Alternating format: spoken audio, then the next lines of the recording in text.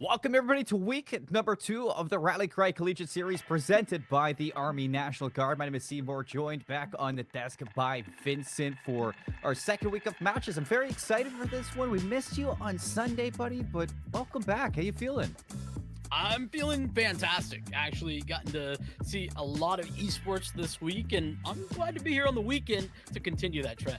Yeah, we live for esports here, especially at our Riley Cry Collegiate Series, because it's not just Counter-Strike that we have to pay attention to. There's plenty of prize on the line right now, Vincent, for, multiple different titles other than this one. And you really have to give a shout out to, Rally Cry for putting this on, and also to the Army National Guard for helping put on this show, because with the pricing that we have, I think over $30,000 across all of the titles that are within this collegiate series. It's a lot to be playing for, and it's a lot for these players to kind of look forward to, especially, when you look to that $11,000 HBCU FGC series for Street Fighter 6, Guilty Gear, and Tekken 7. You look to CS2 series, we're going to be looking at winner walking away with a sum of $8,000. Rocket League, $6,000, and at the bottom, $5,000. But for CS2, for today, Vincent, we can take a look at our bracket and what we saw last week and kind of highlight what we went over. Yeah, GMU walking through a couple of, I'm not going to call them easy matches, but they made it look relatively easy. And Fisher, we're doing the same thing, consistently overcoming any obstacle in their way, and neither of them dropping a map to get here.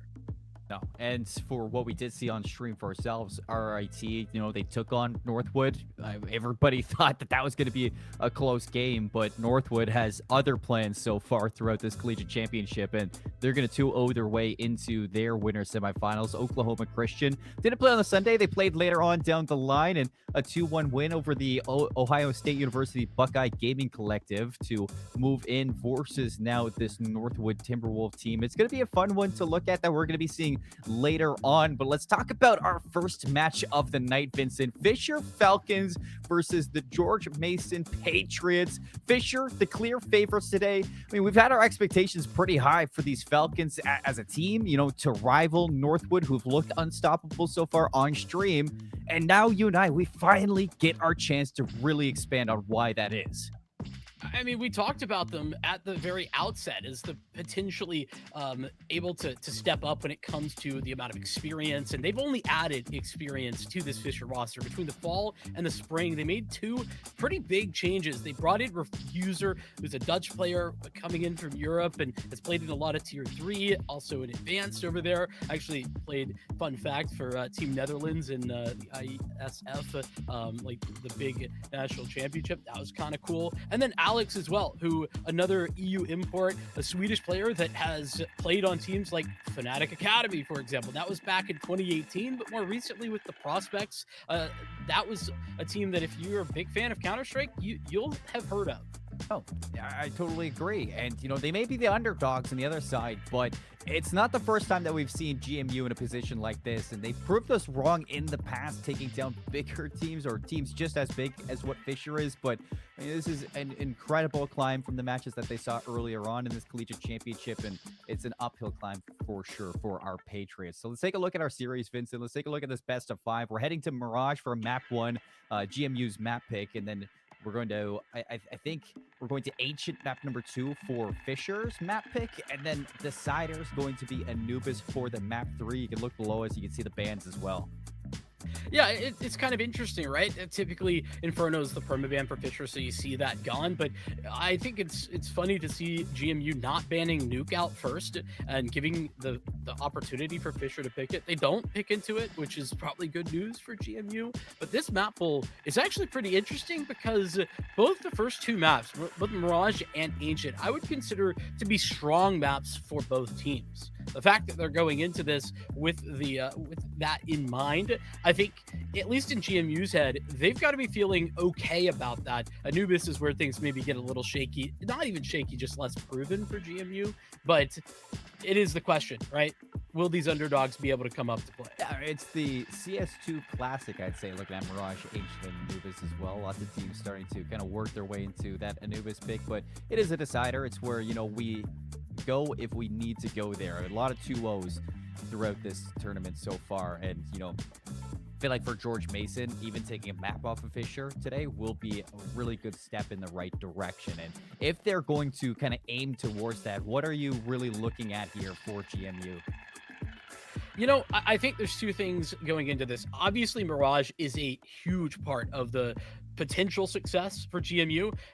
Now, last semester, they actually played against Fisher, some roster changes since then, but the fact is they played Mirage then, got beat. So that's part of why I'm surprised to see GMU come back to it, but it suggests that they're confident, Seymour. That suggests that they're coming in, and that's kind of part of the DNA of this GMU team. Actually, when I got to talk to them on LAN, they were consistently confident despite the fact that they were often the underdogs, and that is, I think, what really I took away from them is that they are a team that doubles and triples and quadruples down on themselves. I think that's such an important thing to kind of harness, especially in, you know, the new realm of Counter-Strike 2, where there's less rounds, there's less times to really adapt. Confidence goes a long way in series like this, because if you can start off strong, you're in it. But if you start off a little bit flat, you know, things might turn to worse a lot quicker than you're used to. And I think for the Patriots heading into this matchup, you need to go into this with full confidence, because Fisher, you know, and these changes that Fisher have made in recency has skyrocketed them into a team that you look at this team on paper and you expect them to be in the finals against someone like your Northwoods. Exactly. And with all of that pressure on Fisher, I do wonder if we're going to see the heights of what they have or not. I tend to think yes, actually, Seymour. I know a hot take here, but you bring in two incredibly experienced European talents in Refuser and Alex alongside an already very strong core. Not only that, but they end up replacing, and this is not to be disrespectful, but to two of the weakest individuals that were on the team previously, now out and into position as we jump into the action. It's Mirage, as we talked about, and Fisher pushing all the way down mid. First look at these teams so far in the Collegiate Series. First time on stream, and first time we get to see their pistol rounds unfold so far. GMU looking to come out swinging from these gates. A 3 versus 2 for the pistols as they head onto A4. The plant Frizzy is here, set onto ticket, but has to wait for the rotations from Catwalk. See if you can work with Juzo or Juxo to pinch this one together. Frizzy does not want to bite off more than they can chew, but now it's all down to Frizzy. Shipsy's going to make sure of that. 1v3 for the pistol, and the USP can't get anything done. I mean, nicely done. GMU recovering well from a bit of a chaotic start and not quite disastrous, but a struggle to be sure with that mid control. And just FYI, I didn't know, but apparently we're not going to see Refuser today. So that's kind of, it doesn't quite change the overall conversation, but it does remove some of the firepower from Fisher College. Juxo, not really a player that, I mean, you want to take lightly either for Fisher. I mean, everybody that is on this roster, and I think Fisher as a school has really made this apparent, is that they only want the best of the best on their teams, and they're willing to kind of fork out the cash to make that happen. And oh yeah, I'm not worried to see Juxo on this roster either, but it does give a little bit over towards GMU now, a little bit of a chance. Yeah, don't get me wrong. We are still talking about a Fisher College that is absolutely the... Oh, they're not going to check Frizzy? Oh, Frizzy. Oh, okay. I thought for a moment Frizzy was going to get away with it. Fisher College still come into this the significant favorites. Don't get it twisted, but this is why. Oh, no. A, B, and C are the reasons right in front of you. Finally, Alex put to bed, but I don't even want to call them consolation kills at that point. I mean, those are... that's a pretty heavy blow for GMU to pick up just in round 2. I mean, high impact, for sure, right? That takes guns out of the hands of the opposition. Give him the AK, and he will make it sing. Just looking back at this, too. If CC goes down, or Sassy goes down in that moment, potential for a 1v1, but Frizzy pulls out the AWP in round number 3 and starts off with a pick onto Zoker. Down Alex a second, almost lines up a third, but it will be traded out by Tatum, and the refrag is putting Fisher in such a strong spot now. So all alone towards the B side. At least the trade will come through from Crimson, but 1-on-3 is a massive ask here for one individual. Crimson, one of the players for GMU that came in and really stepped up in the latter stages of last season in the fall. Was really impressed. There's nowhere to go. And as soon as Tony turns to his right, he should see this. But Crimson has a chance to fight against Tatum here. Tatum immediately going to back up and restabilize himself for that fight. Not losing his life. Keeping 3 alive at the end for Fisher College in their round 3 victory. Putting 1 on the board. Interesting to see Frizzy taking the AWP. I don't know if that's just a matter of mirage for the moment or if he had a spawn, but typically Why Not's going to be the one taking that, or at least was last semester, but looks like Frizzy's going to stick with it. Maybe some swapping of roles, considering with Alex coming in, they also swapped up the in-game leadership. Tatum was the one who, a very experienced in-game leader of his own, but now taking the back seat when it comes to the calling. To maybe roam free down mid. Has an HE. It's going to be a lot of damage. Buddy, so very low. And Tatum is just making them work for it. Elsewhere, Crimson's actually going to open this one up. So Tatum's got to be careful not to lose his life now. That's 2 quick kills from GMU. Oh my goodness. Crimson just coming out and swinging for the fences and... Uh-oh. Joker, did he see the barrel? I don't. No, he didn't. Actually saw the barrel, but Frizzy has no idea. Now the jig is up. Frizzy's going to be able to bring this into a 2v3. This is much more winnable now. Only Crimson has that recovered weapon, and life on the cross is very scary. Smoke should let the bomb plant, but the fire is going to stop the cross. And Juxo looking to reclaim some space off of this one up towards the staircase just to watch the cross, expecting Crimson, and lovely shots there with the FAMAS. That's going to be the rifle out of the hands now of GMU and possibly their chances at this round. But Satsy's going to take the height. Frizzy is ready for it. And as quick as the flame ignited for GMU in this force buy, it has just as quickly been doused.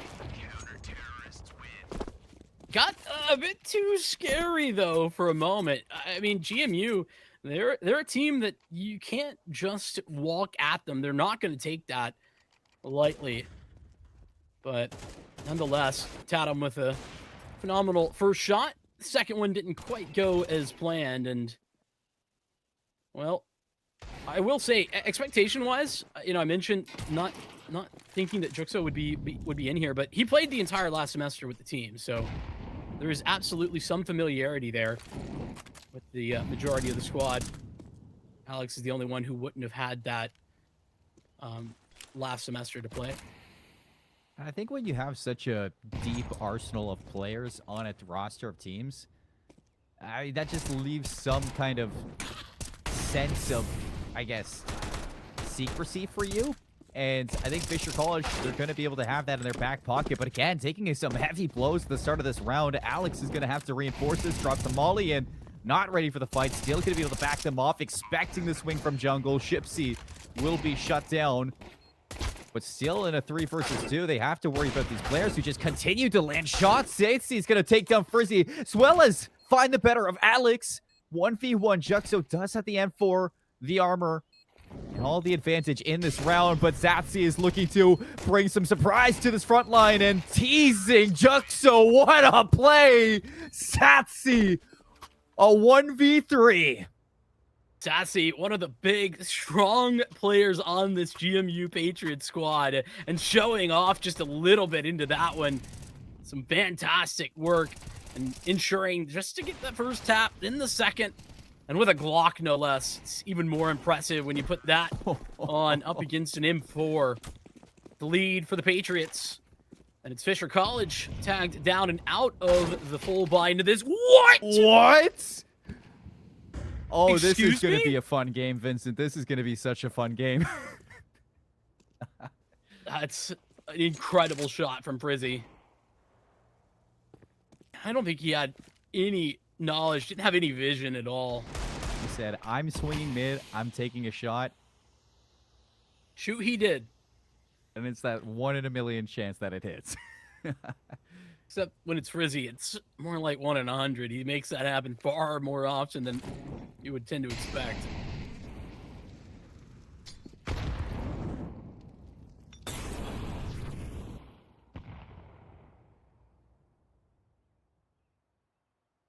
But Title's not for info here.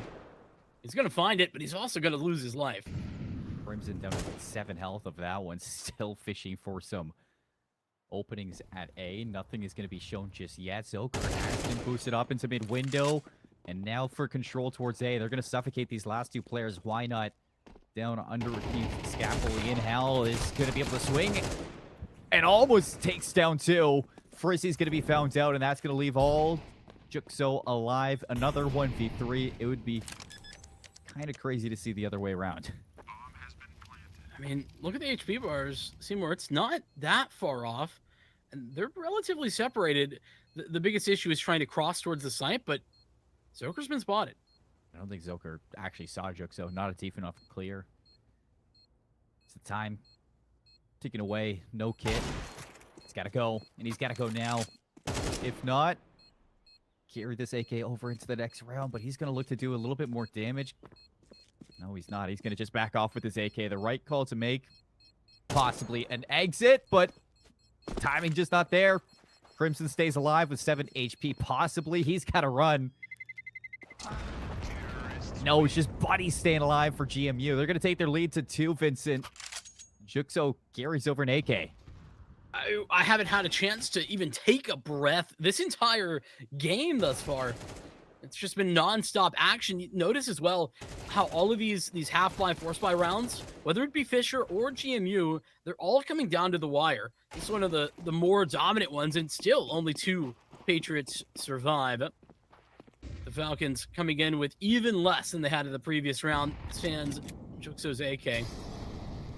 They'll hope to work something off the back of that, but that's set up at the B site. And doesn't seem like they want anything to do with the B site, so why not's going to lose his head on ticket. Tatum. CZ.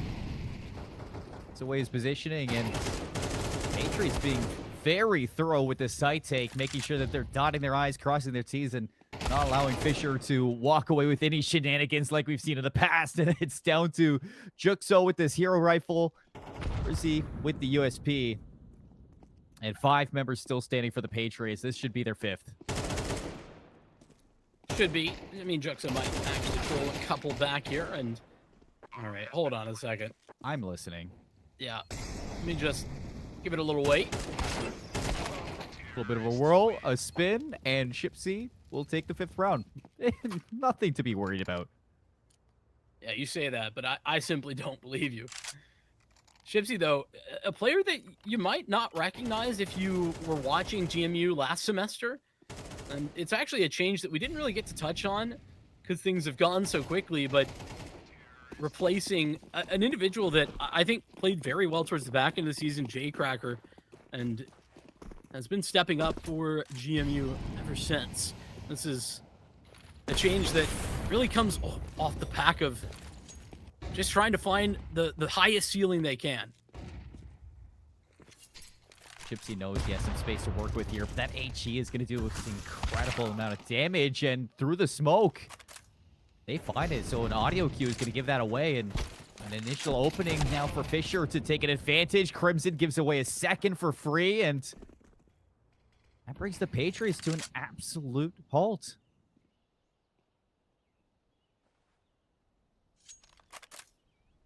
Fisher just have to tuck in, and that's what they're currently doing. You can see Alex jiggle peeking, taking a gander every once in a while, and if you're going to call out for a smoke to come back, we've seen him already in this position so many times, but he can work around it. He might go back into this one.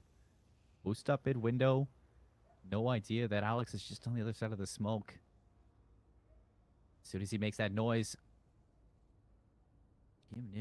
they should know, but the disengage before the smoke goes down. Zoker looking for an alternate angle. They just need a timing to work their way, and they will. Zoker could confirm that kill and a 2nd one. You couldn't ask for a better play, but now they have to worry about Tatum, who has moved all the way around towards ramp unchecked.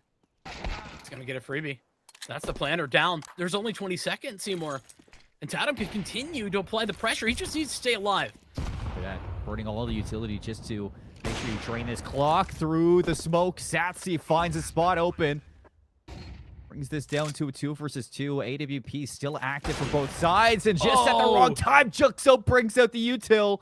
Frizzy against the odds. And I think Satsi knows this one. Shot's going to miss from both sides. Zoker going to swing out, give some space with the leg. 3 HP for Satsi, 42 for Frizzy. And Zoker just needs to play this towards the end. There's no kit. Frizzy knows this is over. And he's going to run, look to carry this AWP. Satsi's on the case. But Frizzy tucked away in CT spawn. And it seems like he's going to keep this one. I say, though, he's going to be low. This pistol could do it. Oh. But it doesn't get there. That was a beautiful picture painted right around the body. Nice work from Frizzy, but it just wasn't enough. Zoker's timing on this push, and it couldn't have been better. I mean, Tony was looking for it, was trying to find the potential for that push through, but Zoker made his way forward before Why Not turned around, and so Alex fully caught off guard as see another half-buy type of round with Tatum the one taking the shots out mid to begin with. GMU. Frizzy an underpass with an AWP. It is! Little reposition and it works out. Now burning to a crisp on a thin line of life.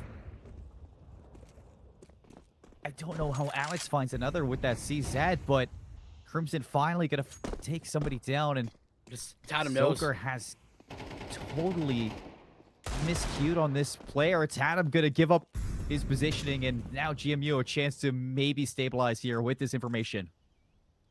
Yeah, they can stabilize. Well, not if Alex just gets a shot through the smoke like that. And Tatum to hold them off. Southsea is alone and now dead. What is this game? I mean, how many times have we just seen an eco / half-buy round with a single saved rifle come alive towards the end? I think that's the 3rd time. Alex has to calm down. That's all I'm going to say. That shot through the smoke, totally unwarranted by any audio, just blind firing. And it's perfectly on target. Swings out for that last kill as well. And Fisher, you can never count them out of this one. But yeah, you highlighted it. Alex going to bring out a double op setup for Fisher Falcons. One at A, and it seems like the second one just playing through mid. So they really want to make sure that nobody can walk through for free. Alex, though, fully blinded off that flashbang. Why not? Run down. The MAC-10 will collect the kill, but it is still the site getting the plant down most likely. And here comes the full wrath of the Falcons back. The HE's dunking down Molly to clear out Firebox, and Buddy will clip the head of Tatum. This down to a 2 versus 2, but nowhere for GMU to play. They're stuck in sandwich, and Satsi gonna have to go big here. One up top, and wanting to get that Frizzy, not the no-scope, but ready for the fight nonetheless. Fisher put 2 together. I mentioned Frizzy, not at least last semester, the AWP player. Clearly that's changed. Whether that is for all the mounts or just for like Mirage, I don't actually know, but he is really doing a great job with it. And that apparently wasn't a no-scope, but nonetheless, GMU, I think they did well to get onto the site, Seymour, but they didn't have any utility. Once they got there, getting out was massive problems, and you could see them going down one by one as they had to swing wide.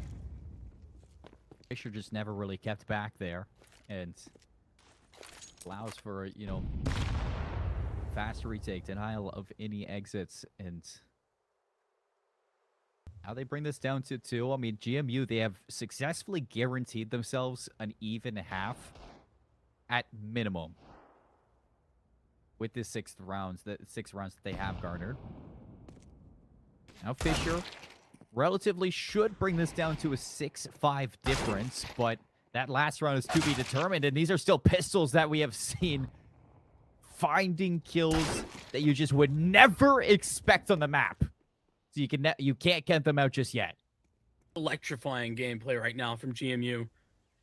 I did not expect to see GMU coming and just pound for pound equalizing some of the individual skill moments. Tatum. I mean, you can say the same about some of these members. Tatum feeling comfortable to walk down mid yet again. It's all up to Zoker. The first couple of shots are good, but won't be able to finish off the kill. And Fisher will bring this down to a 1-round difference, heading into our last round of the half. Been seeing some really good stuff from Southsea, by the way. He was always a big factor for this GMU team. Whenever Southsea was having a good game last semester, that was when I think they could be at their best. And everybody's come out and playing incredibly strong at the moment. It's back to this mid control, Seymour. Frizzy's been everywhere and out through a smoke. But even still, GMU have been very good at combating this aggression, and opening up with 2 quick kills is going to start to press the issue on these members. Frizzy gonna have to finesse his life here with AWP, not expecting the run up from behind out of Buddy. So the refrag onto his comrade. 4 versus 2. Bomb planted. Alex dead to rights. Going to be able to manage 1 frag before going down. It's all up to Juxo, and he's being reflanked yet again. This time by Crimson, and he plays it patiently. The trigger discipline on the first member, Buddy, but that flank from Crimson quickly able to sweep it under the rug for a 7-5 half.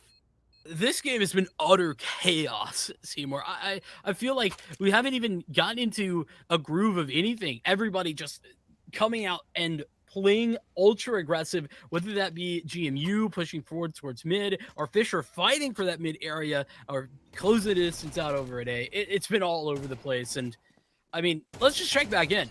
Like, expectations for this matchup, we set them pretty clear. GMU coming in as the underdog, but they walk away with a bit of a lead. Small, but a lead nonetheless. It's now carrying this lead over into the CT side where, you know, you could more often than not flourish. And many teams do. And is this Fisher maybe starting off a little bit slow, coming out with, you know, bringing Juxo off the bench to hop in for Refuser for this matchup? Maybe a little bit unplanned. How much practice have they been getting with their substitutes heading into this tournament? So it could be some kind of a slow warm-up for the Falcons.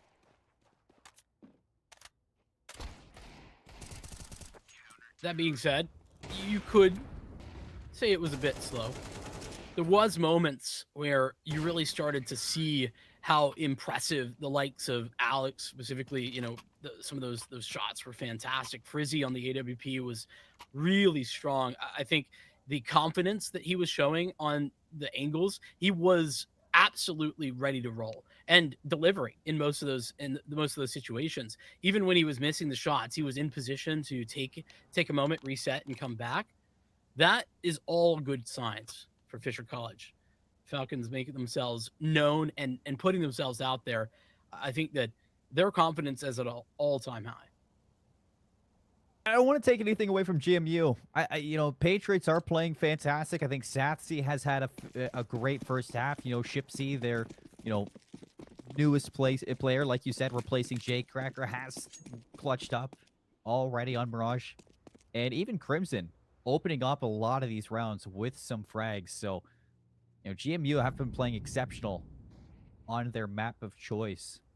And heading into the CT side, now let's see if they can expand on this and possibly take a map off of one of the best teams. We have a Collegiate Counter-Strike. Shipsy quickly for the refrag, and it's going to sit in a 4-on-4, but Fisher ready to just explode out onto towards A, where Buddy is waiting. 3 taps of a USP, and the dualies close it out. Buddy's a madman.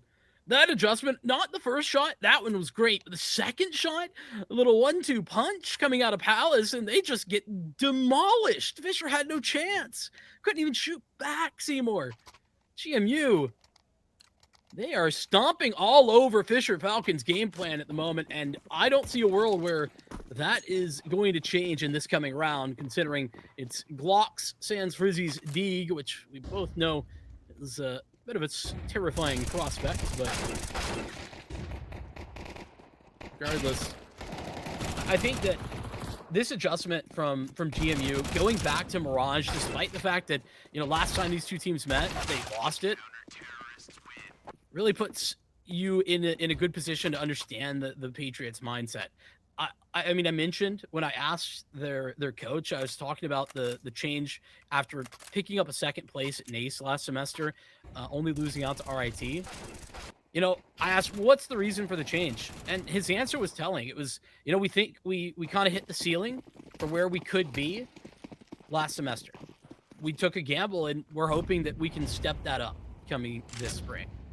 This is the Patriots that we're getting off this gamble. I think is the right call to make. Gonna have the rifles out for Fisher now. The AK's at the ready. Shipsy gonna be able to find one with the MP9 before dropping, and that's gonna slow down the Falcons as they try to hop onto A now, get this bomb planted.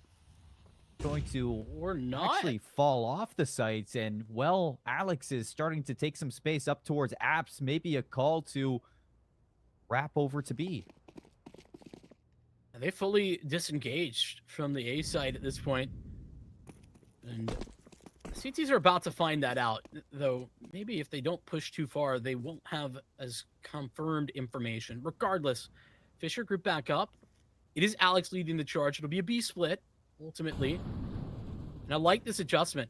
It spreads back thin the defense. Buddy ready for the fights, and a little bit of damage from Zoker, but Buddy won't be able to get anything done with it. Zoker will be able to refrag this, and Crimson takes one down before he drops. And look at the health onto both of these members. Zoker on 14, Satsi on 12. It's a very thin line for GMU to walk to. Try to clutch up now in this 2 versus 2, but Zoker gets an angle and brings Alex into a 1 versus 2, who has repositioned all the way out to Catwalk. See if he can find some timing onto 1, but it's both members retaking from Market, and now Alex is going to know. Ready for the has tap. the kit. Listening for this moment. Zassy's not going to be here. Zoker gets shot from behind. Time draining away, and the kit is available, but it just doesn't seem like Alex is going to let this happen. Swings out, confirms the round, and keeps this as a 3-round margin. And the player with the most experience in the entire server, you put him in the 1v2 like that, that is exactly where Alex will win you rounds just about every time. Played to perfection.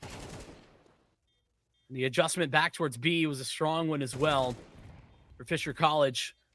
Taking that space and ultimately winning out the round. You can notice that Alex betting on himself as well. The cat plant, not necessarily always going to be what you see. When you're a player of this caliber, sometimes all you need to do is bet on yourself, Vincent. And I think that's what we really narrowed down on this Falcons team on our pregame, is that when you look at them on pen and paper, I mean, it's a star-studded roster, and you just can look at each and every one of these individuals and expect them to clutch up in 1v2s, in 1v3s, and, you know, 1v3 may be a stretch, but in 1v2s like that, you can see just how good these members are.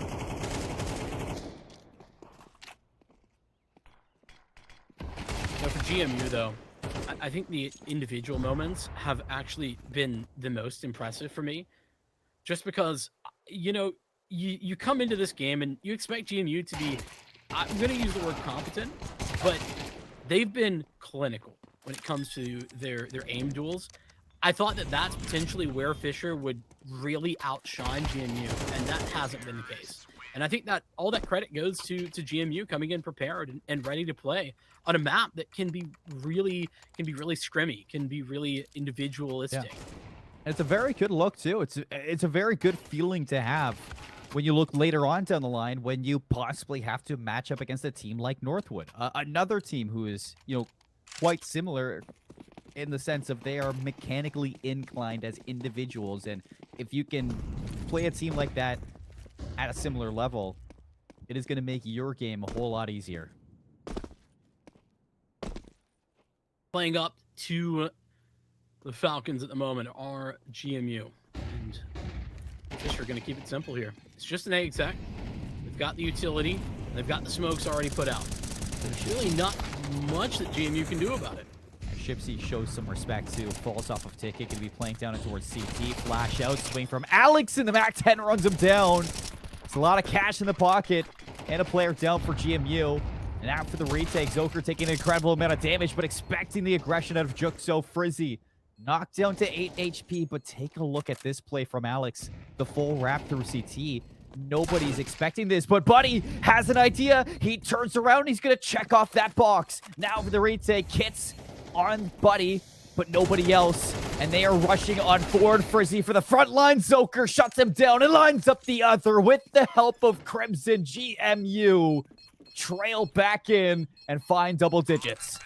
That's just such a phenomenal round from Zoker. I love to see Zoker playing that position on stairs with such an eye for the push through. Fisher College have been aggressive consistently throughout this game, and you can see it there with the flash, that Alex gets to move all the way forward. Zoker, he might be sitting behind a smoke, but he's prepared for anybody to come around the corner, and despite his low HP, he's still looking and waiting and delivers in a big way.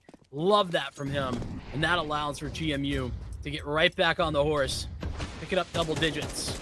Now, Fisher College, a little bit less aware. Look at their money. It's not quite busted, but it isn't great. This is getting really scrappy off the start of these rounds. Just Fisher College scraping away at whatever they can put together and making it work. Op in the hand of Frizzy. Okay, with Alex, why not? It's going to be brought down to 2 HP, and Satsy will have to fall off this mid-window take, and looks like Frizzy is going to be expecting the cross. Satsy's going to lose their life for it. Man, just the timing on that swing was a little bit off. Satsy had a flash set up for them, but for whatever reason, didn't swing whilst it was effective. Frizzy had the vision back by the time the swing comes through, and suddenly Fisher with the man advantage. They have mid-control.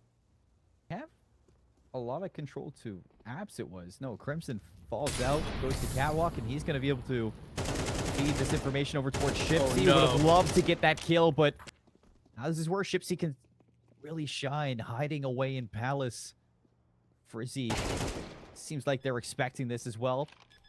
Bomb going to be tapped, and Shipsy gives it away. Won't be able to stop this bomb from going down, and why not finishes it off. 2 HP, but it doesn't matter. Playing it safe towards Ticket. That's some great, just good mindset there from Fisher. Not being too committed to that area. Also, you haven't killed the A guy. That A guy has to be somewhere. He's either coming flank mid, and Fisher waited for like 30 seconds for that to come through. And when it didn't, there's really only 2 places he can be. That's CT, and that's forward on the A site, whether that be either in Palace or in ramp. So good awareness. Fisher back on the map. We're gonna see another eco, this time by GMU, but Tatum just about caught off guard. He does recover, and that should be the start that Fisher need for hopefully a relatively clean anti-eco. There's been very few of those though.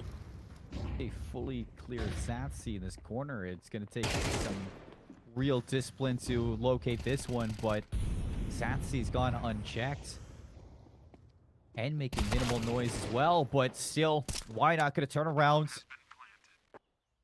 Knows that they haven't cleared that zone, and it's going to be another round for Fisher here with the bomb planted. It's just a matter of time. Shipsy looking to do a little bit extra damage with this AK picked up, but everybody's surrounding him, collapsing, and he finds yet another kill. Now Fisher has to be careful because Shipsy is knocking them down, and they do not have the cash to really lose the rest of these guns. No, they don't. Frizzy is a little bit stuck here. Should be able to get out of this situation, and well, Alex will have the confirmation on this kill surely, but he's even gonna go for the knife. I guess that'll make up for it a little bit.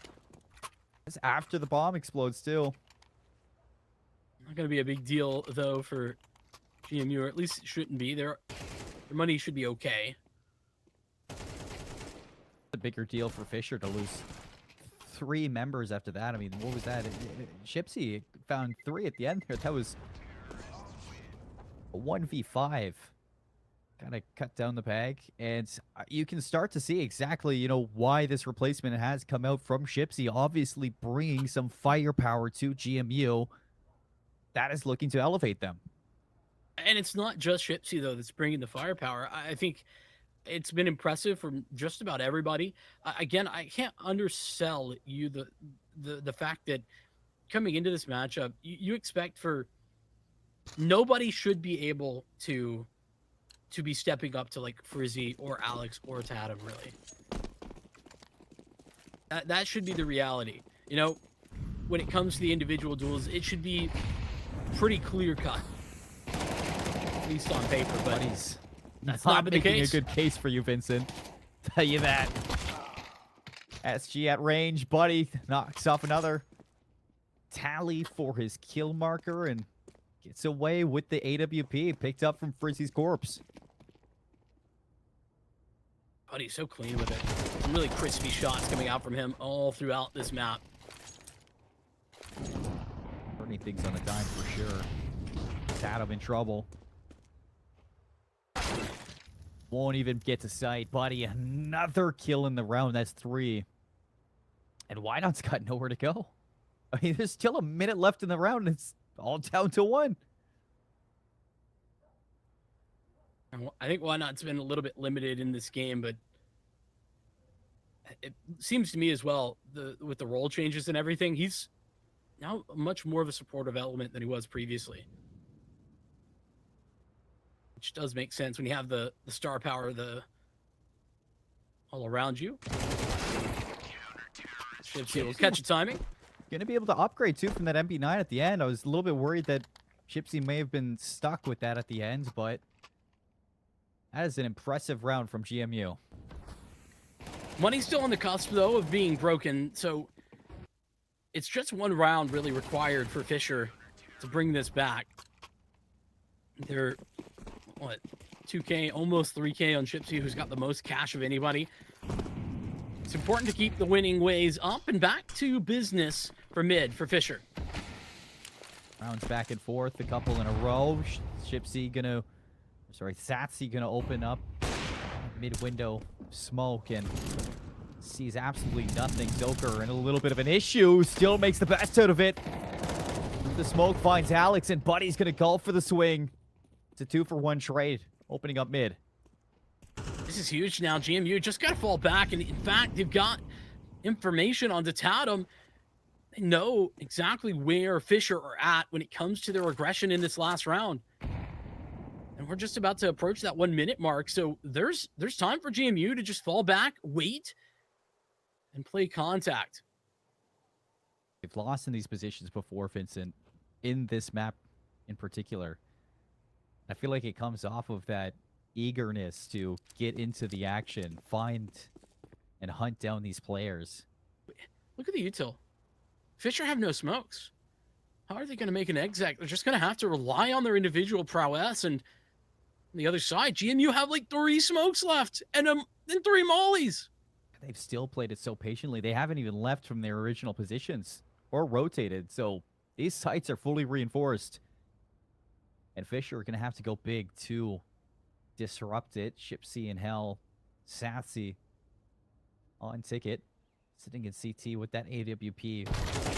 Slow approach from Fisher is going to be spotted. Shipsy lines up 2, puts all 3 down in the blender. And that brings GMU to match point. That's incredible. Incredibly clean.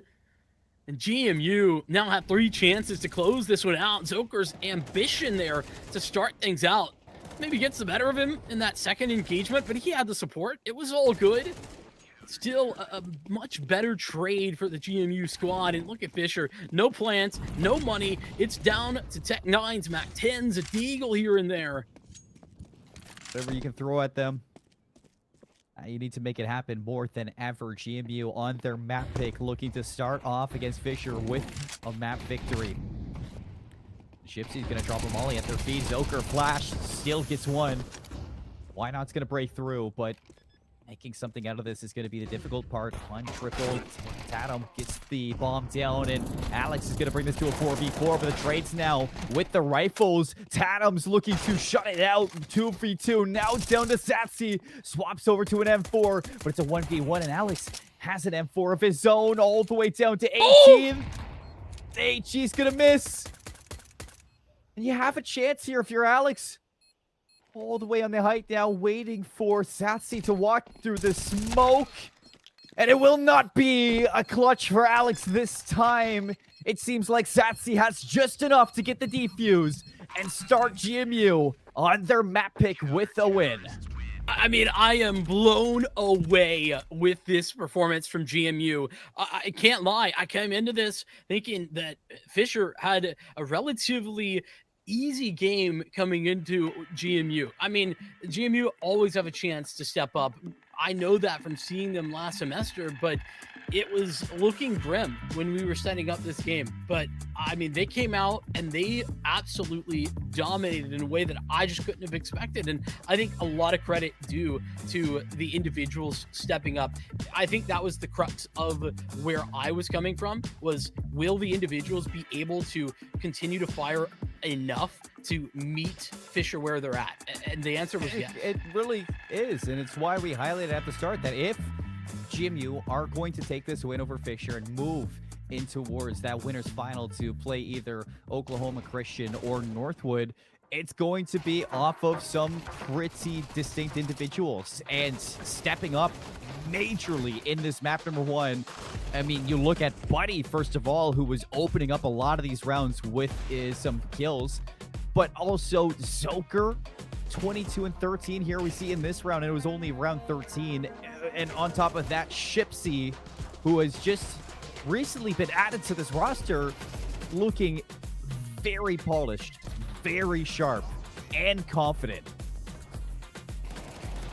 I mean, yeah, Buddy cannot be missed when it comes to trying to take these early mid engagements. He was consistently there, but I think Zoker is the guy to talk about. The biggest factor individually with Zoker just coming out with some really impressive multi-frag rounds. Everybody else had their moments. This one from Shipsy especially, kind of the nail in the coffin, a little dagger into the side of Fisher College. But man, I can't wait to see what we have to continue with, because I thought Mirage was going to be, I think, the hardest map for GMU to step up to individually, because it can be so scrimmy, because, you know, you just get, if you opt into taking those fights out mid, a lot of times the player with a little bit more experience that you tend to expect to come away with it will do so. That wasn't the case here.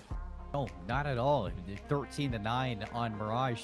You highlighted that, you know, GMU, they're playing at their best when they are confident. I mean, it doesn't, I get more confident than that when you're looking them taking their map win against Fisher in that case. Heading into Ancient for our map number 2, it's going to be very difficult, I'd say, for GMU to continue, but with the momentum that they've gained from map 1, it should be a very interesting one, folks. We're going to head to a quick little break while we set things up for our second map of this series. We'll see you soon with some more Rally Cry Collegiate Series. We get how uncertain the future is. We've come of age in a complex world, face to face with problems we didn't create. So what's gonna happen next?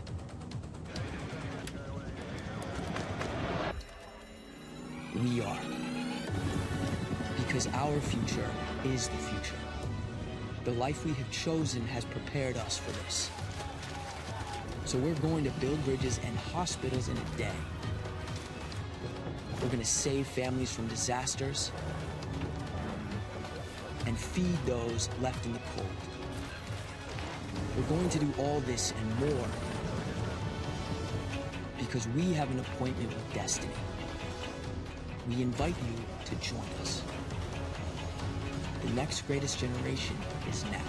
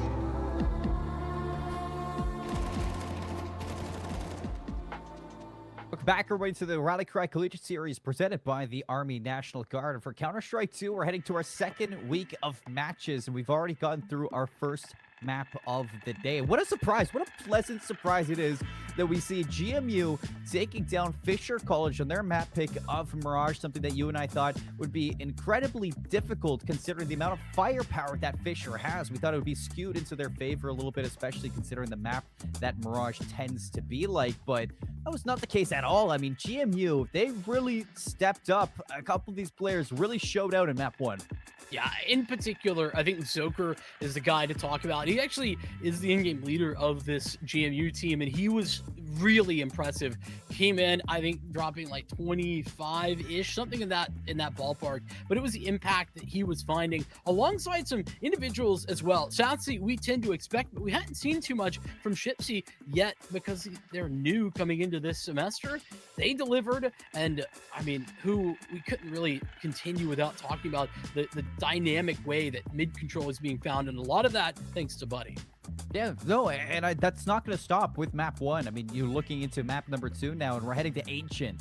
The map choice of Fisher. They're going to start on the T side, GMU start on the CT side, but kind of wrapping your heads around, the similarities maybe from map 1 and map 2 is going to come off of that mid control that we've seen a lot go back and forth between these two teams, and I think that's going to be very, I guess, big talking point for you and I heading into this map number 2. And Fisher, they need to find a way to really, I guess, shut down these players, because now with the confidence behind GMU, I'm sure it will not stop with that map 1. Yeah, I think that there's two sides to this coin. The first of which is, it didn't feel like we really saw Fisher playing badly. Like they weren't like losing outright. Frizzy was really connecting on the AWP. I thought that Tatum had some big moments. But realistically, I need them to find a little bit more in the tank. My thought of firepower being able to be overwhelming for GMU, a lot of that was having to do with Refuser being in the server with Juxo there, who actually played very well. It just wasn't quite the case, especially when you swap up the roles. And I think why not in position now where he can be a little bit less dominant without the AWP. Of course, I mean, maybe that will change coming into Ancient, but it absolutely is the big question marks for Fisher, because we know they have it in them. We know that they can continue to push forward, and they pick Ancient for a reason. They are a strong Ancient team. Oh, yeah. And, without a doubt in my mind, I mean, this has the making of a map 3, and heading, if it does go to Anubis, that's where you said that this might be a little bit dangerous for GMU. And I mean, in your eyes, do you think that if GMU want to see themselves in the winners finals, is this going to have to be a 2-0? I don't think so. I think it does get dicey on Anubis, but that's only because I'm making an educated guess. I think that there's a pretty sneaky good Anubis for Fisher. That's not to say GMU are bad at it. I think that realistically, though, Ancient is where Fisher are at some of their most confident, at some of their best. They played a lot of Vertigo last season, but Ancient was a close second. Yeah, so gonna have to see if, Patriots have been brushing up on their homework for Ancient for the second map. I think it's going to be really important to see some of these players, play quite similar to what we saw in that map number 1. I think if the one thing I do want to say that I'm really impressed with is, Shipsy coming into this one. If the case was for GMU that they did feel like they hit their ceiling back last season after a second place finish at the NACE National Championships, this change with Shipsy coming in has opened up a very new door. And it seems like that door is kind of giving them so many opportunities to take or combat against some big teams. And if this is the case, if this is the GMU that we're going to be seeing, who's next for them to take down in some of these maps? Who's next to, play up to? I mean, this is a very sharp GMU Patriots. Yeah, it absolutely is. Though, by the way, I just think it's very funny, so I'm going to bring it up.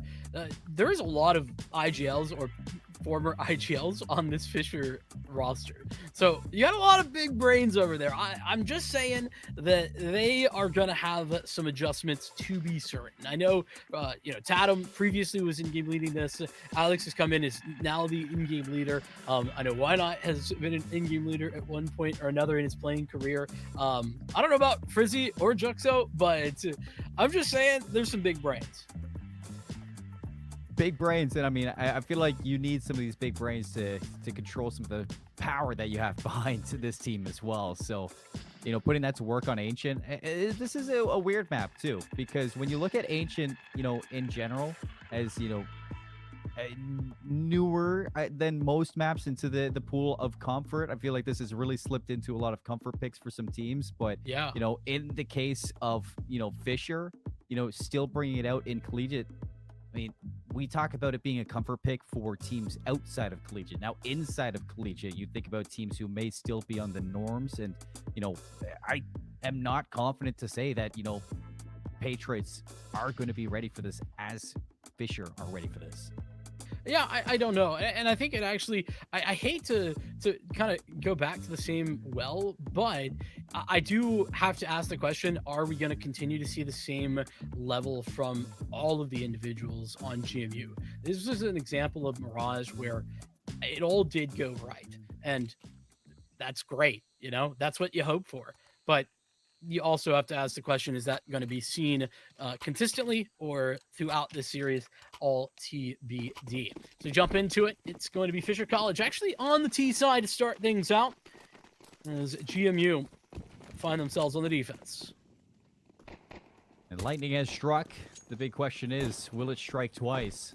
For GMU, it looks like they're being rushed on over towards A. Zoker tail tucked between the legs, is going to be actually caught in the exit and still at range. Alex dominating these duels. The bomb has been planted, and GMU, they don't want to waste any time. They're going to get right back into this one, but it will not last against Fisher in the confidence that is that A take.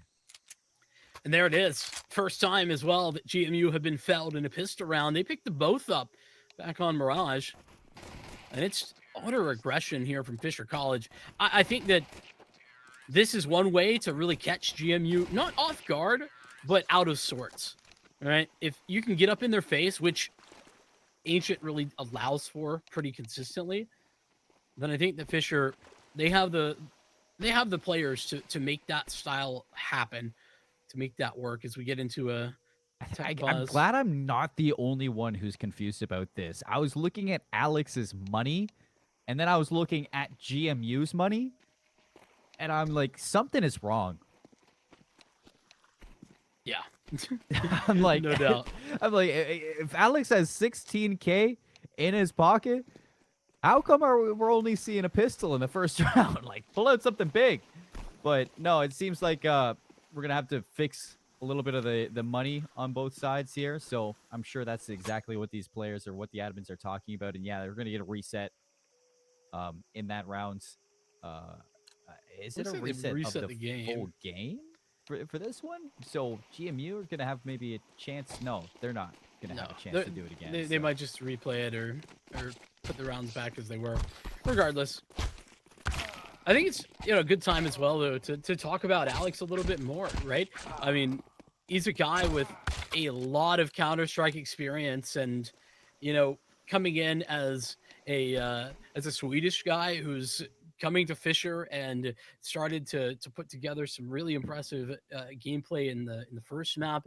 I mean, our expectations were high, but I think he, as much as we've been talking about like not seeing expectations be delivered on for this Fisher team, he actually did deliver in a lot of ways. I don't want to, it's not so kind of correct to say, they didn't deliver in those expectations, because 13-9, it's a close game. It's all in all, that was the map pick of GMU. So, it should have been a little bit favored over towards GMU if that's where they wanted to go to. But, we're just kind of speculating that, when Fisher steps into the server, they're going to walk in and they're going to dominate. Now, they didn't have Refuser in there.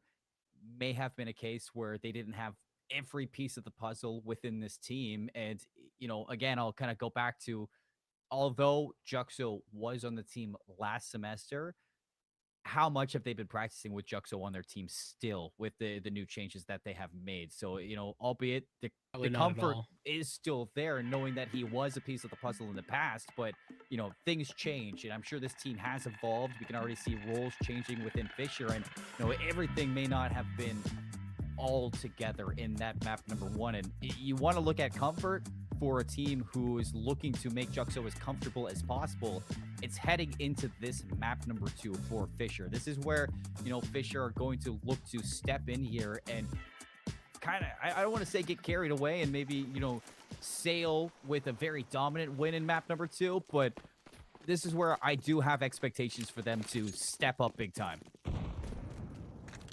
Fair enough. GMU are back in business with their pistols only, but set back the way it should have been. Not 16K in their pocket. Yeah, exactly. It's actually kind of interesting, right? Thinking about this map pool and everything. I would say both Mirage and Ancient in some of the upper echelon of the preference pool for maps for both teams. Ancient in particular is strong for both squads. But Mirage not out of the world of the normal. Zoker. Fisher. It's one and some damage too. First down to 33. Juxo looking to clean up the rest with Tatum. It's going to be a very swift turnaround now, and not expecting Crimson to be in the corner, but will be able to secure that kill with the MAC-10. So all things considered, a very swift round from Fisher. Zoker putting it back together though and looking quite precise on the USP. Back in the same sort of business he was working for on the previous game. Previous map over on Mirage, but I'm looking for Fisher to really set the tone in this gun round. I think that they need to get up in the face of GMU, and if GMU can stop them, we might be seeing another close matchup. Oh my. Praise there from Alex and Zoker. Nice flash out, but Juxo blind still secures the kill and is going to open up this map a little bit for Fisher College to start working their way over towards B. Only one player to really stop them. Crimson playing aggressive as well. Drops the smoke and they're going to have this M4 ready to fight. Oh, that's massive from Zoker. That's the mid presence now fully gone. Crimson's not even going to get anything done. Tatum going to make sure of that. Shipsy now in 2 versus 3 going to be quickly looking to stop this plant. Does the Molotov spread far enough? It does actually push them into Zoker, who through the smoke collects not just Tatum, but Juxo as well. Frizzy, a 1v2 that we've seen in the past, but Zoker's going to not make sure of, we're going to make sure that that does not happen this time. Frizzy caught looking the wrong way. A 3 or an ace out of Zoker, actually. A little, I'd say, unnoticed ace coming out of him, but a big one at that. I mean, I feel like we're seeing a version of Zoker that I really haven't seen before. He's just so consistent. And yeah, both of those players' HP bars were low that he picked up through the smoke. But the first opening engagement and then that position up against Why Not in the smoke as it fades, all of that just phenomenal from Zoker. Pick up an ace. Fisher College stopped in the gun round. That's what I was asking about. Will they be stopped, or will they be able to push far forward and catch GMU off guard? The answer is no. Not yet, at least. What a spam from Frizzy. Crimson's already down to 7, buddy. Maybe an inkling of idea to walk out on this one, but you lose out on mid-presence, and now Buddy swings, finds Frizzy. Oh, almost gets the better of Juxo as well, but Zoker quickly there to refrag, and they've given up the A site. Tatum has broken through, but oh, this is cavalry. Okay, Tatum's not going to go all the way forward. I thought that position from Tatum would have been bested, but Zoker still finding fights. Not going for the plant, but still out of the open and listening, waiting patiently. Zoker, another set of kills to really step up for GMU. You said the highlight focus of Mirage was Zoker and the presence that he had in the server, and that has not stopped so far on Ancient. Someone heckin' stop this guy. He is outrageous right now. I mean, an ace in the first gun round, and on top of that, picks up even more in the follow-up. So Fisher College on to the Deagles, a couple of Glocks, I think, in the fray as well. Has to be. Actually, like they wanted to pick up the pace and get fast to be, but they've stopped with a little bit of map control. Well, actually, they ran into a bunch of utility that GMU put together. That place was really just carpeted with fire moments ago. Well, it seems like the carpet cleaner comes through, and now it's going to be the smoke of gloom, buddy. Looking to isolate some of these members, and he will. Why not? Walks right into the spray through mid. Soaker, hands full with 2. Molotov will be able to give him some space to breathe, but more importantly, it's going to back off Fisher and kind of send him packing and slipping into these sites. Shipsy does not spot the cross into Donut from Alex. He may have missed out on the timing, though, but he's still going to be incredibly suspicious of these positions. And Fisher College, just a full reset. They do have Frizzy and Tatum's Deagles, so I like that they're adjusting back over towards main. It'll potentially give them a chance to work that a little bit easier. Be quite the issue back on Mirage. Joker's got to be careful not to give them anything here, but he will. 3v3, and the bomb going down. M4 recovered, and you still have Tatum and Frizzy with these Deagles. They've gotten into post planters too. Doubled up, one towards big box, and actually, it's a little bit aggressive from Tatum, but he's going to get back all the way deep into Donut. This is massive. Crimson knows, though. At least where 2 of them are. Frizzy's the only one that's gone unchecked, but Satsy's going to remove him, and Crimson finishes off Donut. An incredible 2-piece there from Crimson to quite save the day. The information as well from the rest of the team quickly to get back into form. Brought down to a 3v3, but the Patriots, at least they do good at not giving anything more up to Fisher. Gotta really respect some of these aim duels as well. This feels so bad for Why Not. It's just, you toss your hands up and say, what can I do there? Instantly gets headshot. The only answer is don't swing, and he was trying to close the distance, but here we go again. Chipsy on the MP9. So could have bought into a better weapon, but instead they have Satsa with the op, and I'll take a shot through and not find anything. It is all GMU. They've given up mid, though, in order to take that presence towards Crimson's got to be careful. cave. He has been losing the sprayed battle through that wall. A lot of damage has been taken here from GMU, but they're still going to open up with a frag onto Why Not. And What? where did that come from? Wait, Shifty's all the way in their spawn. I can't believe Shipsy got away with that kill. And Zoker on an off angle. Juxo had no idea. They're stuck. They're so stuck right now. There's no map control for Fisher. Seymour, they have to go B or fight their way out through mid. Yeah, and one's even a little bit better than the other. Now that Satsy has burnt to a crisp, Frizzy is going to walk on site and eliminate Crimson. Joker against the odds. They line up, but together they take him down, and that's going to put Shipsy in somewhat an unwinnable situation, but you look at the gun in his hand, you look at the health on the other team, and you think there's a chance Shipsy's going to spot Alex, and looking to close the distance. Scavenges an AK off the ground, no kit to work with, but he has spotted Frizzy, and now it's down to 1. Tatum, the dunk in the HE, does not hit. Shipsy's going to tap it. Oh, he might have. Oh, that's tough. I think Tatum didn't know he was on it. And there's no time. It's just no time. None whatsoever. The kit was just so far away, and Tatum does exactly what he needs to do in that moment. Plays it patiently, plays the clock, and holds on to his life. I don't know that Tatum actually heard Shipsy get on the bomb. I think the flash popped right as that was happening.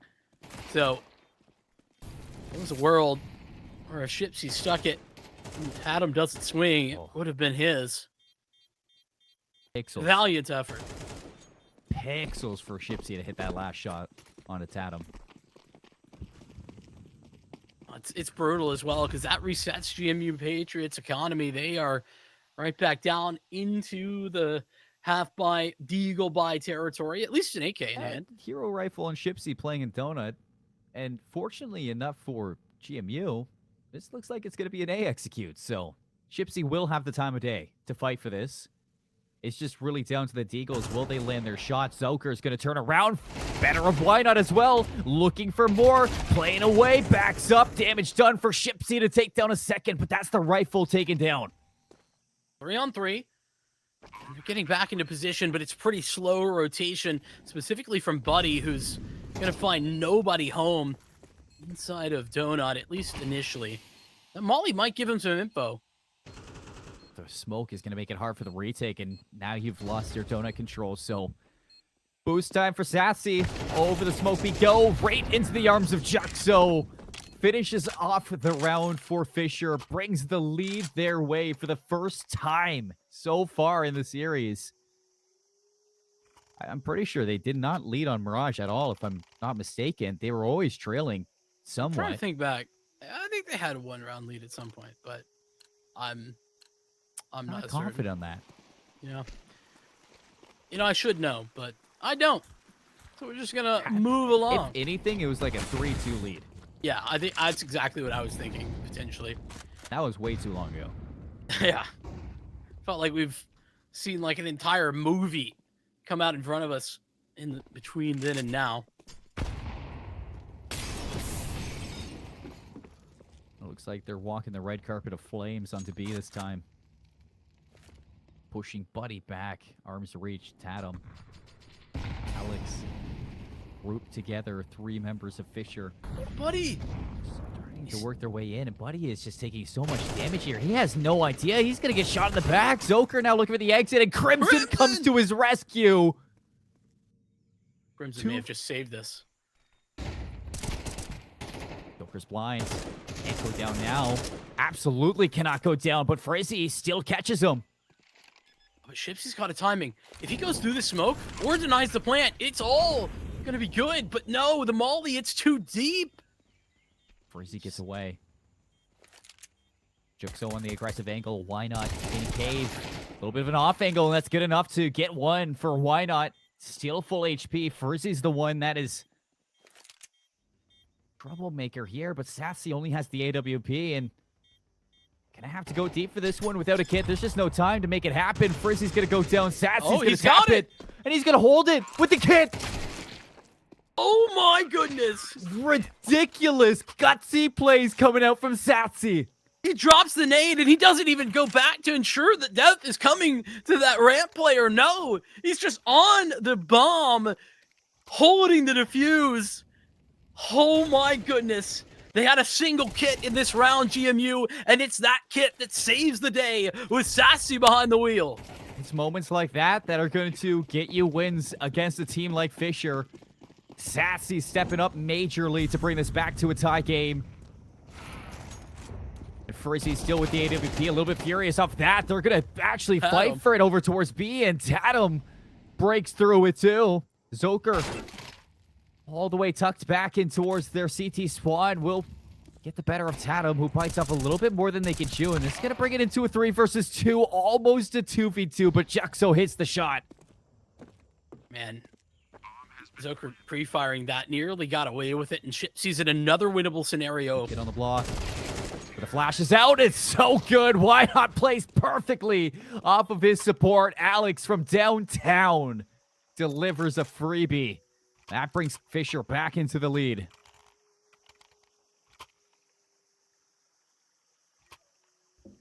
And that puts GMU back on their hind legs, unfortunately. Look at how broken their econ is. They are taking a time out into this because, well, they're on double save. So the question of do they force buy into this one is probably at hand. Man, Tatum's saving the day, by the way. Really, really saving the day. I mean, there was a player close on the site, and Tatum gets the trade instantly. Here it is. Look at that, how swift that shot is. Like, Buddy had no chance to even shoot back. He gets the first kill, and Tatum is instantly, as the body's falling. Not only that, Juxo doing one better, scavenging the AWP off the ground and actually fighting for the players coming from CT and putting them into a 1v2. Why Not gets the bomb down, and Alex just knows that he can support from afar. And Fisher definitely looking a whole lot better here. Still holding on to their lead and now looking to take their battles over towards A. Alex paving the way for the rest of the team. And Tatum is just walking through Donut. Nobody to bother him at all in the spawn of the CTs, and going to be able to put some extra cash in his pocket. Doesn't look like it, but this is a force buy. GMU have invested all their cash into this round. They're going to save in the next one and then get a full buy in the final round of the half. That's going to be the plan. Crimson hoping to just walk away with this deal, maybe get a gun. They're being hunted, that's for certain. Not a big fan of this force buy from GMU. Ultimately, you're gambling on the idea of finishing the half at a 7-5 deficit. Well, the biggest problem with this is, hold on a second. Alex has fake flashed with his pistol more than anyone else in the server. It's been like 5 times I've seen him do that. But anyway, point to be made with GMU, right? They had 1,400, 1,700. They weren't going to be able to get a full buyout next round regardless. So it's 2 bad choices. Either get a chance to win with the force buy now and then full save the next, or you save give the rounds twice. up altogether. So, staring down the barrel of a 7-5 half, GMU looking to make some magic happen like we saw back on Mirage, and it's going to have to be something miraculous. On the other side, I mean, talk about quite the bounce back. The rebound from Fisher has been quite expected, but even still very dominant from a lot of these players. Alex, being one of them as he picks up a casual 3 there. Really kind of landing into this entry role on Ancient where nobody really has to assist with them other than when it comes down to supporting with their util. Alex is doing so good on these entries. I mean, I think it's just Alex is doing good on every engagement he's taking. And it's what's crazy is it just looks so very clean, Not going for the reload. Just going to keep taking the shots. A little tapping away. I think that's the flair that Fisher I expected from them and that we didn't see really back on Mirage. They're getting into it now. It's also just the decisiveness to hit a site and hit it together. I don't think GMU are really keeping up with this. Wow, it was a weird nade. It bounced up. You see that? Yeah, sometimes if you toss it a little too deep, that can happen over at ramp. Buddy has got to stop burning alive with that molly. He's got Crimson. Always good for at least one. On a crossfire now with Buddy. Gotta play this properly, but Tatum playing up the flash. Zoker here for the support, and it's down to a 2 versus 3. Alex has on his way through. Smokes Plume. The bomb's gonna start working its way to sight. Zoker on 21, Shipsy on 29. Not a lot of health to live with, but we've seen them clutch in the past, and it's not out of the cards just yet. Yeah, final round of the half. Gotta go for it. Biggest issue is there's no kit. You're gonna smoke off Cave. Juxo's the one on low HP. He's just gonna sit safe and secure. Or Frizzy. Weird angle to be on the AWP, but it's not gonna come down to that. Juxo lines them both up, and Fisher finished the half 8-4 at the advantage in their map pick. And with that as well, it recontextualizes the opening salvo of rounds, right? You think back and why were GMU able to win? And there's really one answer, and that's Zoker. He was at 13 frags after round 5, if I'm not mistaken, ended the half at 14. And that's not a criticism of Zoker, but it is an understanding that Fisher College were losing to him, not to GMU. We head into the second half. Fisher, good to find that first pistol of the game. GMU, they did win both pistols back on Mirage, so start with the pistol here. Start to climb your way back slowly but surely on Ancient. Your T side, they're going to smoke off CT. Frizzy dualies in Donut. Buddy wants to dance. Doesn't clear to his right, though, and that's going to cost him. Shipsy quickly to refrag that one, and Crimson going to give them the edge. 3 versus 4 for the retake. Fisher going to have to really harness the power of these USPs and click on some heads. Juxo, first one in through Donut, taking the battle, tucked between two. Shipsy's going to finish it, and nowhere to go for these Fisher players. Just the numbers and the power of GMU looking to give them this pistol, and there's just no time. Alex going to have to hunt these kills. Crimson snucks away with his life there, tucked and waiting patiently for a chance to strike. They were able to really harness the power of Donut, actually, at the end of the day. That crossfire was fantastic. Not to mention the fact that the setup had one player towards the back site where, you know, big box is, and ready for anybody to walk through CT or through Temple, rather, and have the crossfire there as well. It's a solid setup for their first round. A little post-plant scenario. And GMU, I mean, they have only USBs to deal with. It's a little bit of a write-off round.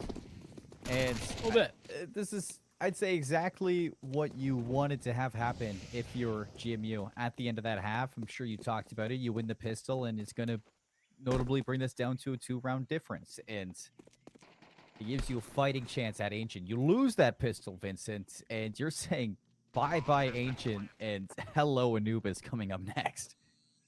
There is some question marks, though, for me. How many times have you seen somebody perform like Zoker did in the first half and continue at that same rate into the second? It's pretty rare. It is rare, but from what we saw back on Mirage, it's not impossible. Well, the version of Zoker we've seen at the early stages of Ancient simply didn't exist on Mirage. No. It's a lot more consistent, a lot more spread out, and a little here, a little bit there, and at the end, it just didn't seem like Fisher could stop him. And, you know, a flurry of confidence now, very electrifying, as you kind of stated back on Mirage. The playstyle of GMU, it just feels all in at times.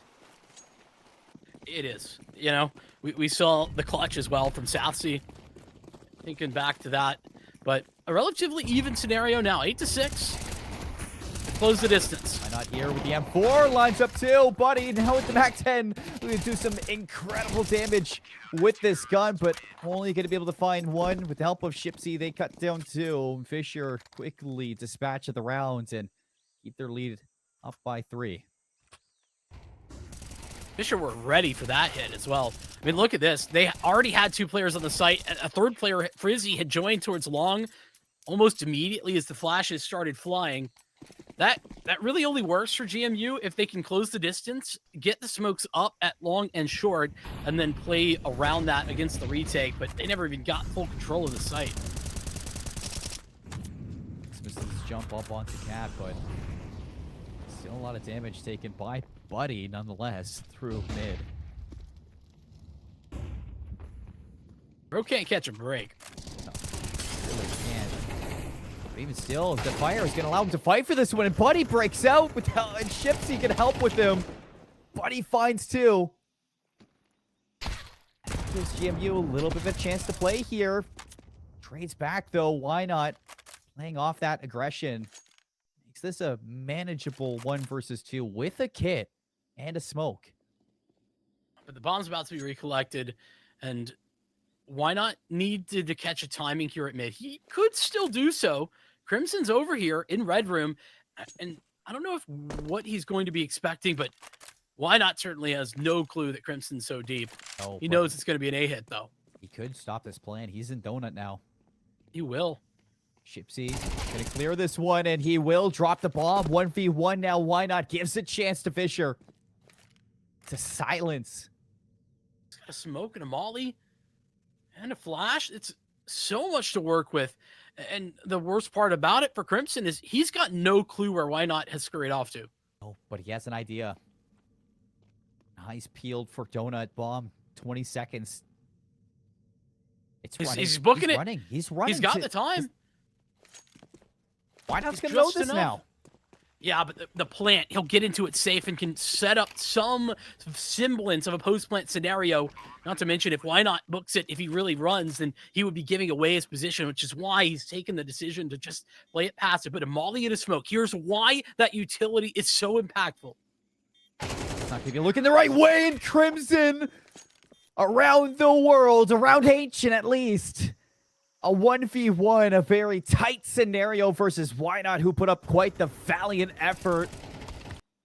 Had the ability to win it out at the end, just does not look the right way, and it comes down to such narrow margins between both of these teams who are separated by 2. Here it comes. Down to the wire. GMU staying alive and starting to build up a whole lot of goodwill here. Lackluster buy for Fisher College, though. Again, Alex misses his jump, misses some timing to mid. And he's stuck now in a position where you could have maybe popped off a kill with that deagle through the gates to B. Instead, you got to play for this kind of 1-for-1. I like GMU have started to slow things down a little bit. Say that, they're already on A. Well, they walked out on A. Didn't have anybody up against them, so why not? Why stop when you can just walk? And Crimson has tucked himself into such a good position. Doesn't have help, though. They're not going to clear it. Who needs help? Got to get checked in order to require that. 5v1. Got him. Would be gifted a kill there onto Satsi, but swinging it together, clearing these corners. GMU have climbed back in this game so far, Vincent.